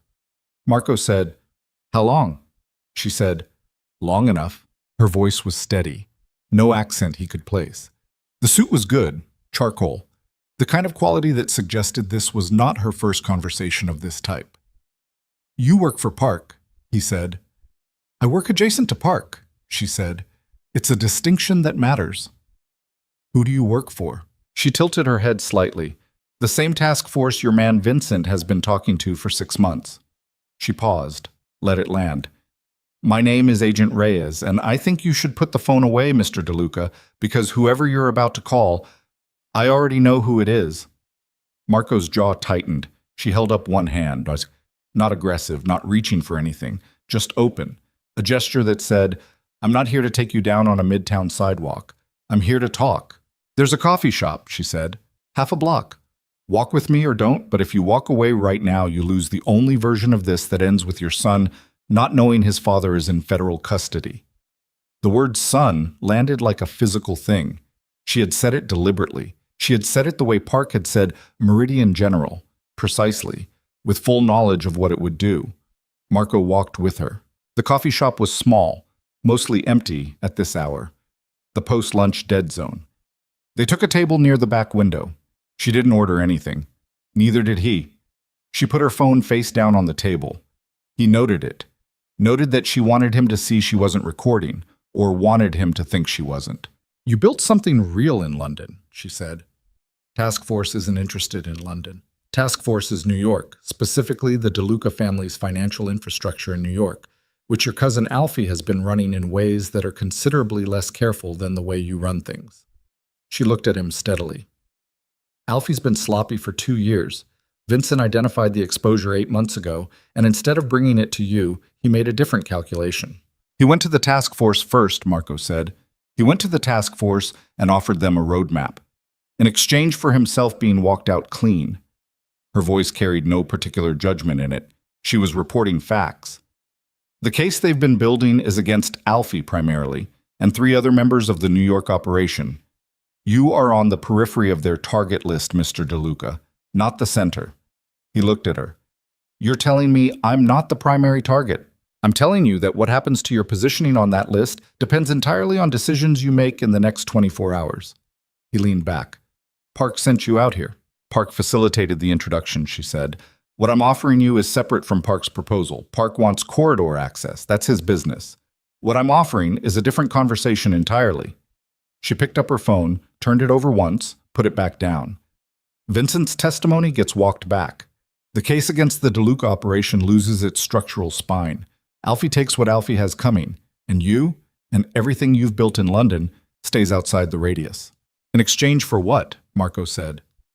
She looked at him. "Daniel Park," she said. "His network is significantly larger than what he showed you in that restaurant. The logistics infrastructure in Queens, the storage facilities, they're not for import. They're for transit. People, Mr. DeLuca, not product." She held his gaze and didn't let it go. "He moves people." The word people, the specific weight of it. Marco sat with that weight for 3 seconds and felt something shift in the cold architecture behind his eyes. Not softening, not sentiment, but something that was purely about category. There were lines he had spent 20 years not crossing, not from weakness, from choice, from a very specific understanding of what kind of man he was going to be inside the world he had chosen. Daniel Park had just moved from one category to another. "What do you need?" Marco said. "Take the meeting with Park again. Accept his proposal. Get inside the operational detail, the contacts, the corridor specifics, the transit schedules. You know what questions to ask because you know how these structures work." She was precise now, efficient. "You give us what we need to build the case on our end. We handle everything from there." "And Vincent's deal gets restructured. He cooperates fully with the Park case instead. His testimony about the DeLuca operation becomes irrelevant." She paused. "He still walks. That part I can't change." Marco looked at the table. "Vincent walks. 6 years. And Vincent walks." He felt the specific pressure of that. Not the grief of it, not yet. That was for a different room in a different time. What he felt right now was the controlled and operational version of fury. The kind that doesn't burn hot. The kind that runs cold and quiet and gets filed under, later. He looked up. "I need something from you first," he said. "What?" "Meridian General, the pediatric department. Whatever surveillance has been in that building, it stops. Today." She looked at him. "There's a woman," he said, "and a child. They are not part of this. They were never part of this. I need your people out of that building, and I need whatever Park thinks he knows about them buried so deep he can't find it again." His voice was level. It was the most level it had been in 4 days. That is non-negotiable. That happens before I walk back into any room with Park. Reyes was quiet for a moment. I can have our surveillance withdrawn within the hour, she said carefully. What Park knows independently. Handle it. Mr. DeLuca, handle it, he said again, or this conversation is the last one we have. She looked at him for a long moment, measuring something, then she nodded. He stood. I'll call Cho, he said. I'll arrange a second meeting with Park for tomorrow morning. You'll have what you need by end of day. He walked out. The afternoon hit him, the noise and movement of Midtown, a bus exhaling at a stop 20 feet away, 2 men arguing in front of a deli about something that had nothing to do with anything, the ordinary world. He moved through it, and his hands were steady, and his pace was steady, and somewhere in the locked interior of himself, something was running very fast. He walked 3 blocks before he stopped. He stood at the corner and took out his phone and called Lila. She picked up on the second ring. Marco. Where's Miles right now? She heard it in his voice. A pause. Carol's apartment. I sent him there this morning after you left. What happened? He needs to stay there tonight. Can Carol do that? Yes, she can, but... Lila. He pressed his hand flat against the building behind him. Brick. Cold. Real. I'm handling it. I need him off his regular schedule for 1 more day. Can you tell Carol without explaining everything to her? I can tell her it's a family thing. A short silence. Are you okay? The question was so direct and so unguarded that it stopped him for a fraction of a second. The fact of her asking it, the fact that she still could after everything, the fact that they were standing on opposite sides of a phone call that was about protecting their son, and she was asking if he was okay. I will be, he said. I'll call you tonight. He ended the call. He spent the afternoon preparing, not the kind of preparation that involved other people, the kind he did alone, running through every meeting he'd had with Vincent in the past 6 months, cataloging what had been said and when, building the architecture of the breach from the inside out. He did this in the hotel room, jacket off, at the desk, writing nothing down. The information lived in his head where it belonged. By 6 o'clock, he had a clear enough picture that his stomach had stopped doing the thing it had been doing since the sidewalk outside the restaurant, the specific rolling instability of a man who has just learned that the floor has a different shape than he thought it did. The floor had a shape. He knew it now.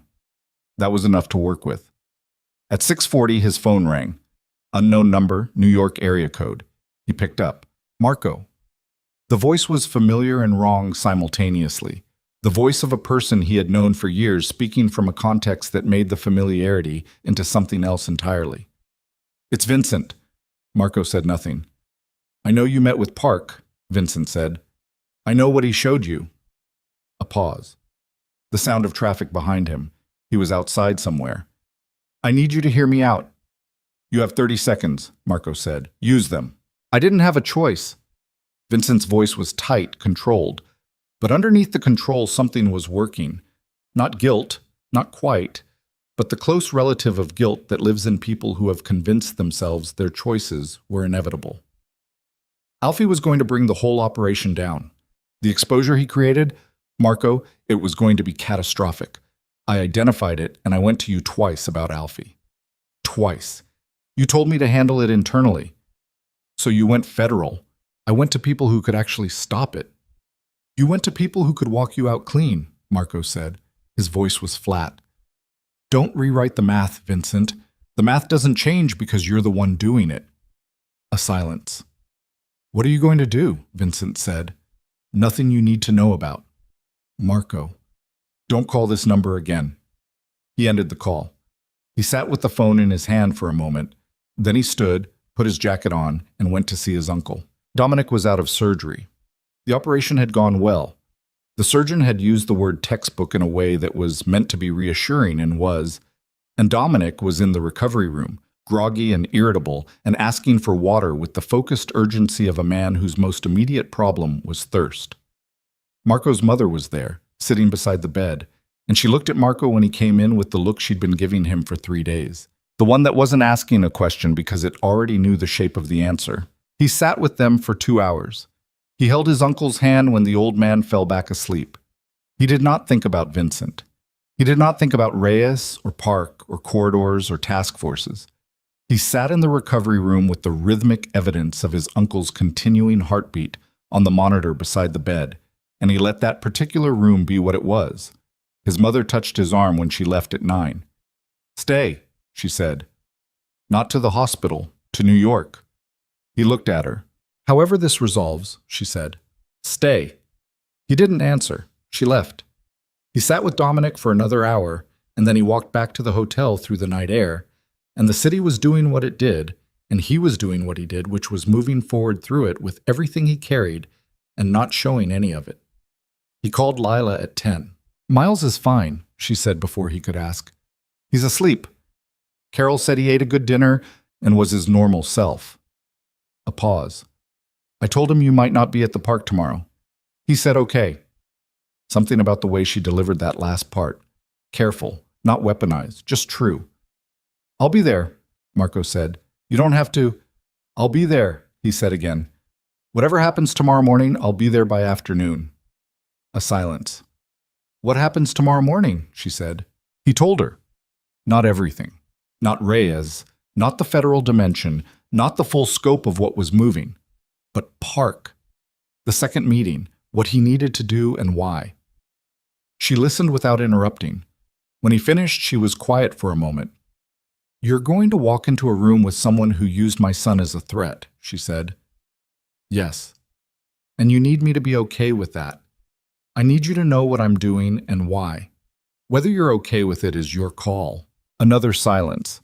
He could hear her breathing, slow and deliberate, the way she breathed when she was working through something she hadn't decided yet.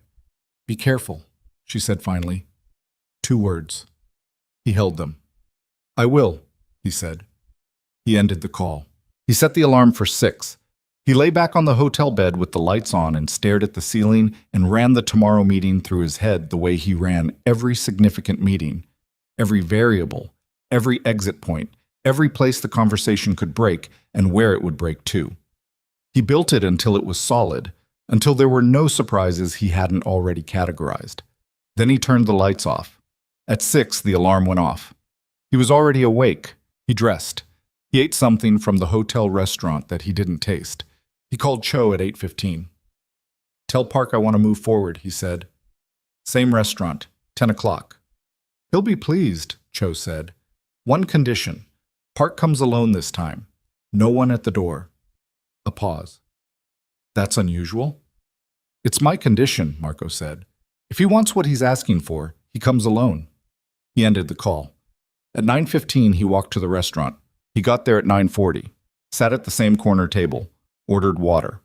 At 10:02, Park walked in, alone. He sat across from Marco. He looked at him with the direct assessment he'd used the day before, reading Marco the way experienced people read each other, looking for the shift, the tell, the thing that said the dynamic had changed. He was good. Marco gave him that. He almost didn't see it. "You've thought it through," Park said. "I have." "And?" "I need the corridor details before I agree to anything structural," Marco said. "Transit schedules, contact points, the operational layer." He kept his voice collaborative, kept it forward-leaning, kept it in the register of a man making a business decision. "I'm not signing on to a framework I can't fully evaluate." Park looked at him. For 3 seconds, something moved behind the man's eyes. Not suspicion exactly. The precursor to it. The checking. Marco held the look without blinking, without shifting, without giving him anything. Park reached a decision. He reached inside his jacket, and Marco's phone vibrated once in his pocket. A single buzz. The signal Reyes had said she would send when her people were in position outside. Park placed a folded document on the table. Transit schedules. Contact points. The operational layer of a network that moved people instead of product, written in the clean, neutral language of logistics. The horror of it hidden inside the vocabulary of supply chains. Marco reached for it. His hand was completely steady. He opened the document and began to read, and with the other hand, beneath the table, he opened the voice memo on his phone that he had started running at 9:55 and had been running for 7 minutes, and he let Daniel Park's operational infrastructure speak for itself into the microphone in his jacket pocket while the afternoon light came through the restaurant windows and the espresso machine ran its noise and the ordinary world went on. Being ordinary around something that was not ordinary at all. He read through the full document. 3 minutes. 4. He turned each page with deliberate care, noting what he was noting, filing what he was filing, giving Park the experience of a man being convinced. He turned the last page. He looked up. Park was watching him with the particular composure of a man who believes he has won. "Well," Park said. Marco looked at him across the table. He thought about the photograph of Vincent in the parking garage. He thought about Reyes on the sidewalk saying the word people with the specific weight she had put behind it. He thought about Miles at the railing in Riverside Park, gripping the metal with both hands, leaning forward to see further than he could currently see. "I have a question," Marco said. "Ask it." The 3 storage facilities in Queens. Marco put the document down, flat on the table. "What's the current load?" Park's composure didn't move. Not a millimeter. He was good. But his left hand, resting on the table beside his water glass, pressed slightly into the tablecloth. Marco saw it. "Transit pause right now," Park said evenly. "Nothing moving until the corridor arrangement is confirmed." "So they're holding." "Logistics pause. Standard." "How many?" Park's jaw moved. "Mr. DeLuca." "How many people are in those facilities right now?" Marco said. His voice had dropped. Not in volume, so just in temperature. Dropping from the collaborative register into something else entirely, something older and more fundamental, the voice that came out when Marco DeLuca was done performing and had arrived at the actual thing. Park looked at him.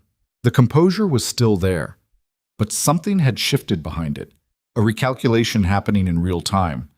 The moment when an intelligent man understands that the room he is in is not the room he thought he was in. "We don't need to Yes or no," Marco said. "Are there people in those buildings right now?" Park said nothing.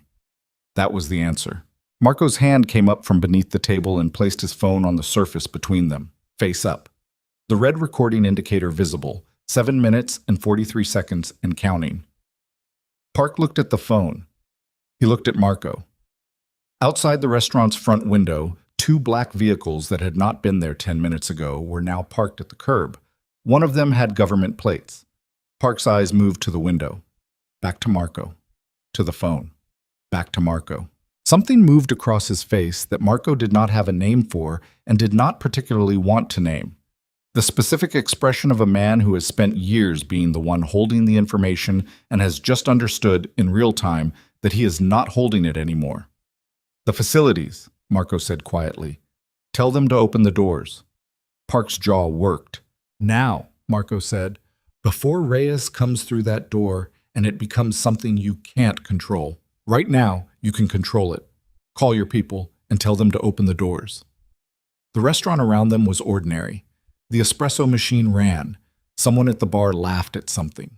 The light through the windows was clean and flat and without mercy.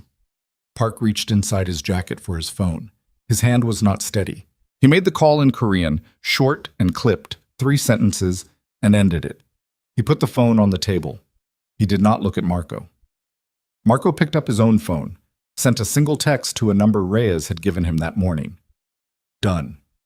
He slid the folded document across the table toward Park. "Keep it," he said. He stood. He put on his jacket. He looked down at Daniel Park, who was sitting very still in a restaurant in Midtown Manhattan, holding the knowledge of what the next hour of his life was going to look like, and Marco looked at him with the particular expression of a man who has made a decision he will not revisit and moved on to what comes after the decision. "You shouldn't have mentioned the pediatric wing," Marco said. He walked toward the door.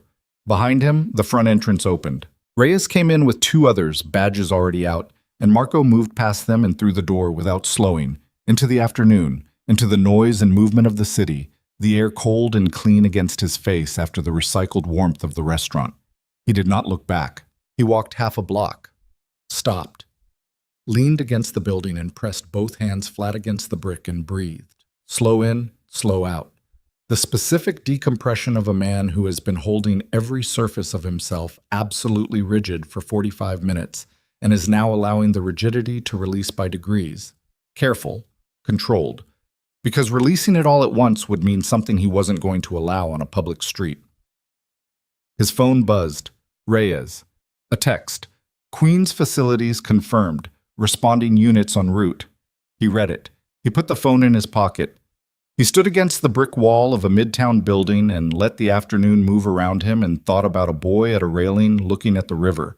And the thought was not complicated, and it was not abstracted, and it had no empire in it at all, and it was the clearest thing he had thought in.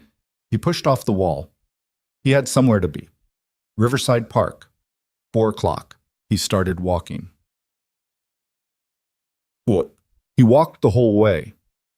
40-some blocks from Midtown down to the west side, and he walked all of them because the walking was the only thing that felt honest right now, the only thing his body could do that matched the speed at which everything inside him was moving. Cabs passed.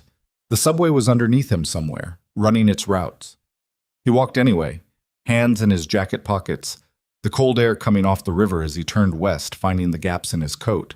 By the time he reached Riverside Park, the light had shifted to late afternoon gold, the kind of light that makes New York look like a painting of itself, and he stood at the entrance on 83rd and checked his watch.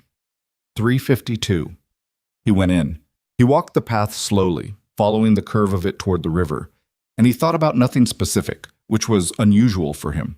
Usually his mind ran parallel processes, the operational layer, the people layer, the risk calculation layer, all of it running simultaneously beneath whatever conversation he was having with the surface world. Right now there was only the path and the light, and the sound of the river below the embankment and the distant noise of children somewhere ahead. He heard Miles before he saw him.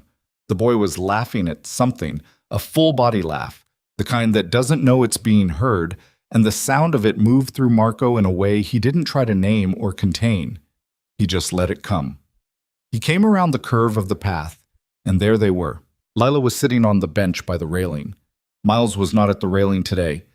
He was running a circuit around 3 benches in a row, a game with internal rules that were not immediately obvious to anyone watching, touching each bench in a specific sequence and then running back. He had the Triceratops in one hand, and the game apparently required the Triceratops to touch each bench too, which complicated the logistics considerably. Lila saw Marco first. She stood, not with alarm. She had known he was coming. She was expecting him, but with the particular attention of someone who has been waiting and is now reading the arrival, reading what the person who just walked through that gate is carrying, and whether it's more or less than what they left with. She read him for a moment. Then she sat back down. He sat beside her. Not close. The distance of 2 people who have not yet negotiated what the distance should be. "It's done," he said. She looked at the river. "Park," she said. "Federal custody by now. His operation is being dismantled." He paused. "The people in those facilities, there were 11 of them in 3 buildings. They're out." Lila was quiet for a moment. 11 people. Yes, she absorbed that. He could see the doctor in her doing it, the clinical processing of a number, the human weight behind it, the particular way she categorized information about suffering. She had spent years developing that, the ability to hold both the number and the weight behind it without one destroying the other. Miles came around the circuit.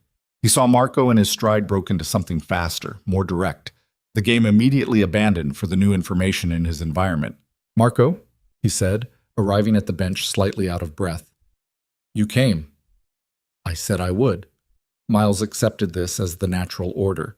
He climbed up onto the bench between them, the Triceratops balanced on his knee, and looked at the river with the proprietary satisfaction of someone who has claimed this view and is pleased to share it.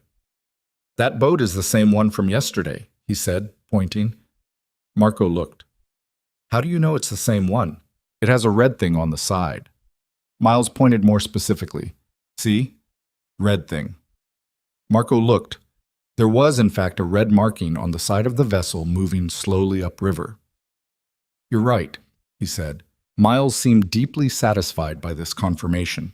He settled back against the bench and held the Triceratops against his chest and watched the boat move, and Marco watched it with him, and beside him Lila sat with her hands in her lap, and the 3 of them were quiet for a moment that stretched longer than moments usually do, a moment that had weight and texture and the particular quality of things that are happening for the first time and cannot be repeated in the same form. "His name is Miles because—" Lila started and then stopped. Marco looked at her. She was looking at the river. Her voice, when it came back, was lower, more careful. The hospital I trained at, my first residency. There was a child, a patient, 7 years old. He didn't make it. She paused.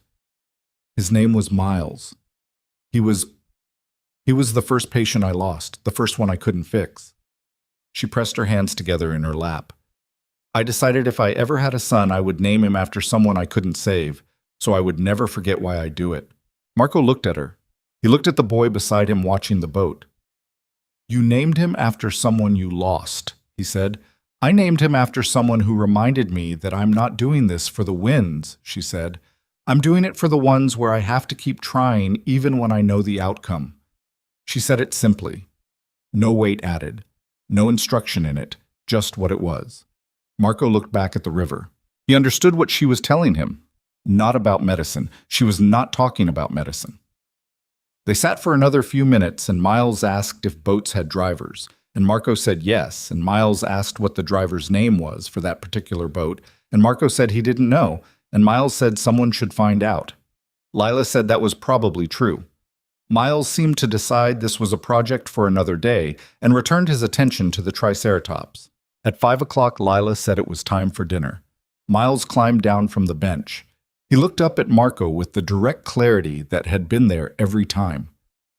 Will you come tomorrow? He said. Marco looked at Lila. She was watching him, not giving him the answer, not making it easier, just watching, the way she had been watching everything, reading it, filing it, deciding what it meant. I'll come tomorrow, Marco said. Miles nodded like this was the expected and correct response and walked ahead down the path toward the gate, the Triceratops swinging from one hand. Lila and Marco stood. They walked behind him, not quite side by side, not quite at a distance, the in-between. At the gate, Lila caught Miles's hand and he allowed it. She looked at Marco. My apartment, she said, 7 o'clock. Bring food. Miles likes noodles, any kind, he's not particular. She paused, the edge of something almost becoming a smile, and then not quite getting there. We need to talk, properly. Not crisis talking, actually talking. Okay, he said. She walked through the gate with her son. Marco stood at the entrance to the park and watched them until they turned the corner at the end of the block. Miles walking with his full body forward momentum, Lila's hand loose in his, and then they were gone, and the street was just a street again. He bought noodles from a restaurant 2 blocks from her building. 3 containers. He didn't know exactly what variety to get, so he got 3 different ones, which he was aware was excessive and did not fix. He stood in the lobby of her building at 6:58 while the doorman called up. He stood straight and held the bag and breathed. She buzzed him through. 3rd floor, he knocked. She opened the door still in the clothes she'd been wearing in the park, her hair down, and she looked at the bag in his hand and at the quantity of containers he was carrying, and something moved across her face that was definitively, briefly, the edge of a smile. She held the door. How many people are you feeding? She said. I didn't know which kind. He likes all of them. Good. He came in. The apartment was the same organized warmth, the drawings on the refrigerator, the stacked books, the particular smell of a place that had been lived in by specific people who had made it theirs. He set the food on the kitchen counter. From the back of the apartment came the sound of a bath running. He's in the bath, Lila said. He'll be out in 10 minutes, and he will eat everything, and then he will need to be reminded 3 times that it's a school night, and then he will fall asleep on the couch within 4 minutes of lying down, because he always does. She poured 2 glasses of water and handed him one. That's the next 2 hours. Okay, he said. She leaned back against the counter, looked at him. Vincent, she said. His arrangement with the task force gets restructured around the park case. He cooperates with that investigation instead. Marco held the glass. He walks. I can't change that part. She was quiet for a moment. How do you feel about that? Like it's the arrangement that protects the most important things. That's not what I asked. He looked at her. She was looking back at him with full attention, the same attention she gave everything, and he understood that she was asking him to be honest in the specific and costly way that honesty sometimes required.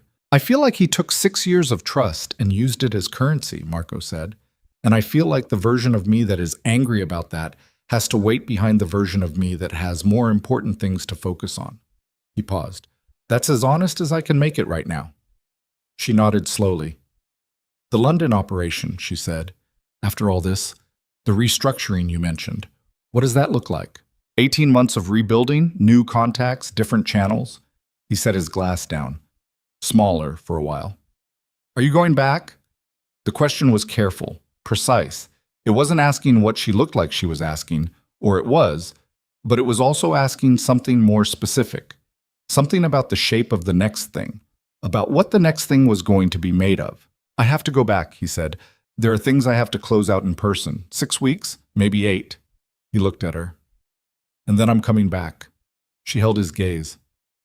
To New York, she said. Yes. For miles. For miles, he said. And for whatever else is here. The last part was undefended.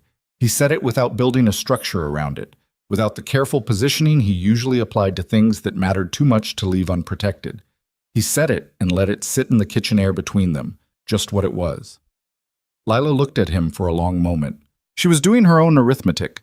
He could see it, running her own calculation the way she'd been running it since the coffee shop at Whitmore's, since the park, since the moment in the pediatric corridor when she saw him standing at the end of the hallway and her body went still before her mind had finished deciding what to do. She was not a woman who made decisions she hadn't fully processed. She had not survived what she had survived by taking leaps she couldn't see the landing of. He did not rush her. He had done enough of the wrong kind of rushing in this situation. I don't know what else is here, she said finally. I don't know if there is an else. I know that you're his father, and I know that he wants you here, and I know that what I watched you do this week. She stopped. Reset. I know it wasn't nothing. It wasn't nothing, he agreed. I also know that I have a life. My career. This department. This city. She crossed her arms loosely. I rebuilt everything here from scratch, Marco. I'm not relocating that. I'm not asking I'm not asking you to, he said. I'm coming back here. That's what I'm telling you. She looked at him. You'd leave London, she said. I'd change London. Keep what makes sense to keep. Build what needs to be built differently. He held her gaze. I've been running an empire. I can run a smaller operation from anywhere with a phone and a flight. The question was always where I wanted to land. He paused. I know where I want to land. From the back of the apartment, the bath sounds changed. The water draining, the small percussion of a child getting out. Miles's voice, talking to himself, or to the Triceratops, or to no one in particular, a private narrative she would probably not understand even if she could hear it clearly. Lila uncrossed her arms. 6 to 8 weeks, she said. I'll call every day. Miles will hold you to that. Good.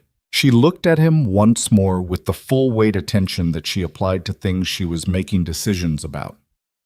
Then she turned to the containers on the counter and started opening them. And the act of it, the ordinary domestic act of opening takeout containers in a kitchen, was so specifically, brutally normal after the last 4 days that Marco stood very still for a moment, just letting it be what it was. Miles came out in pajamas with dinosaurs on them, the same pair as the morning, freshly washed. He assessed the situation immediately. Marco in the kitchen, food on the counter, his mother opening containers. You brought noodles, he said to Marco.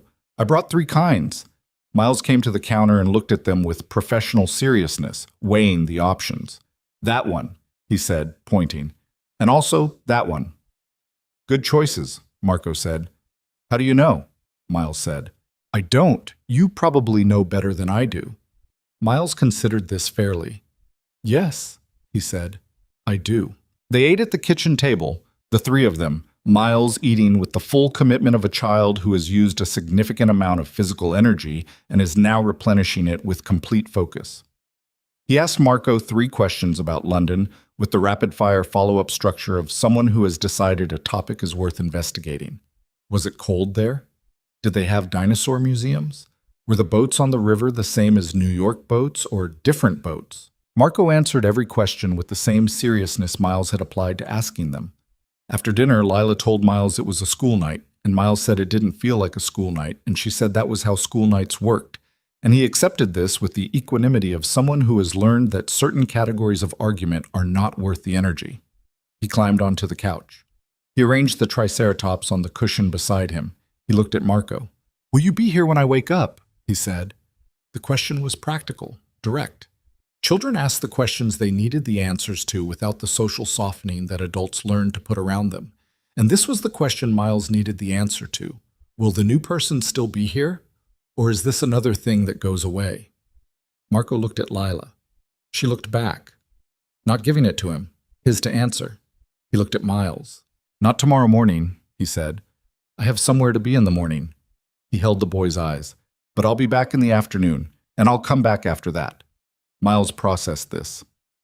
Okay, he said. He lay down on the couch and pulled a blanket up and was asleep in the time it took Marco and Lila to carry the containers to the counter.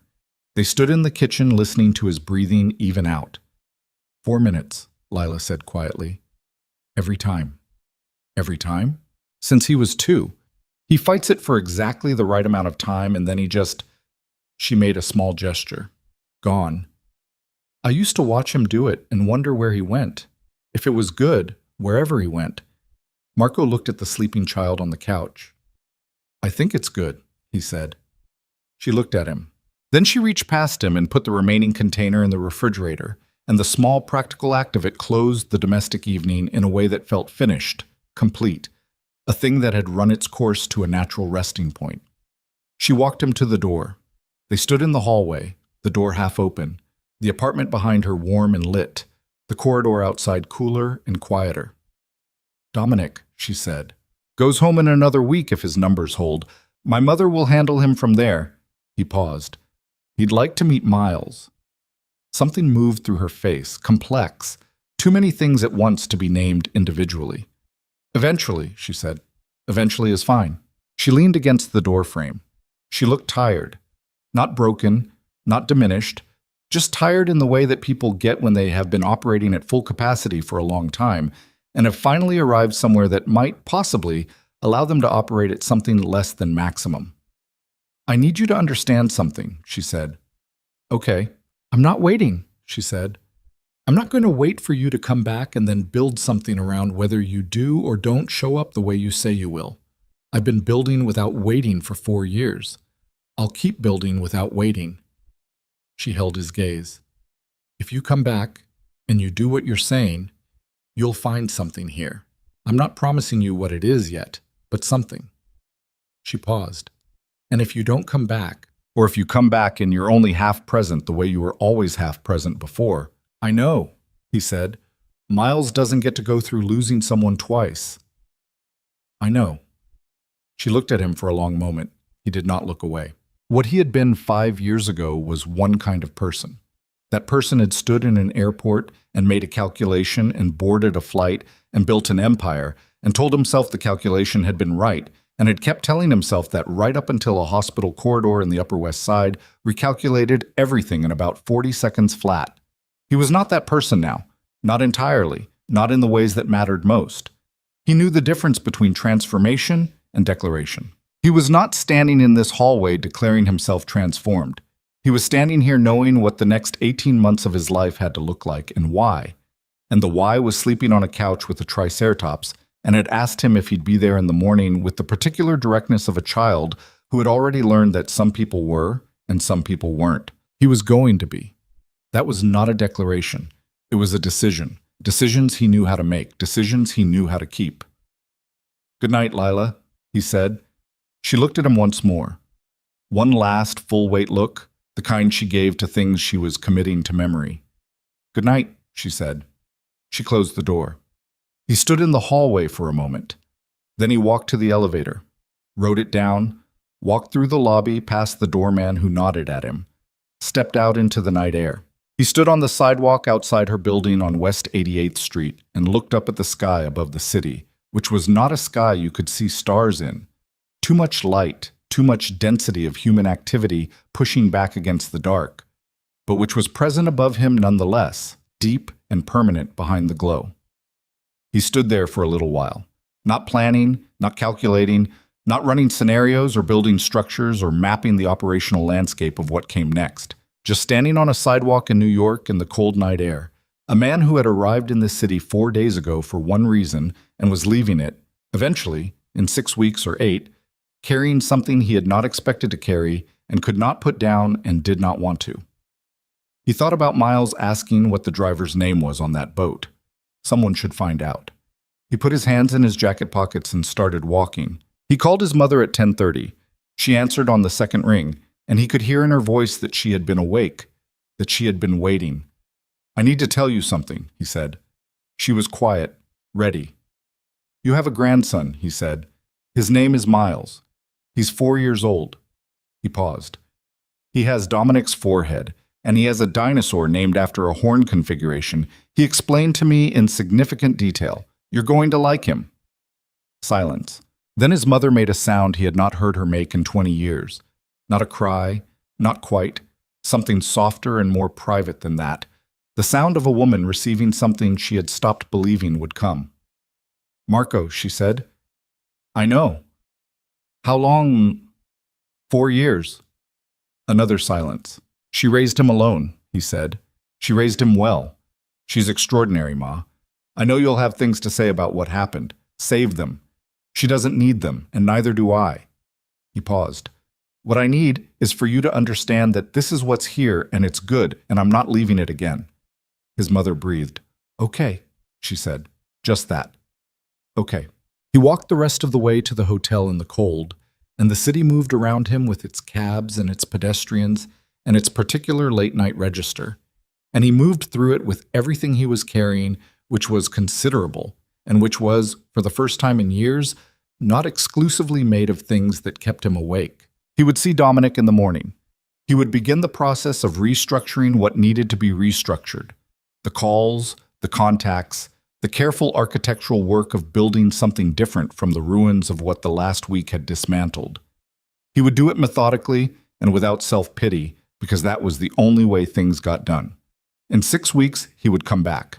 He would knock on the door of an apartment on West 88th Street, and a boy in dinosaur pajamas would open it and ask him some version of a question about boats or dinosaurs or the specific taxonomy of pigeons.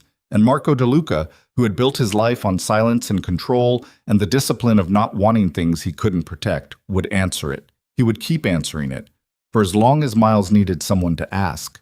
He got to the hotel. He went upstairs. He did not turn the television on. He sat at the desk by the window with the dark city below him and a piece of hotel stationery in front of him that he did not write anything on. He just sat with it. The stationery, the window, the city.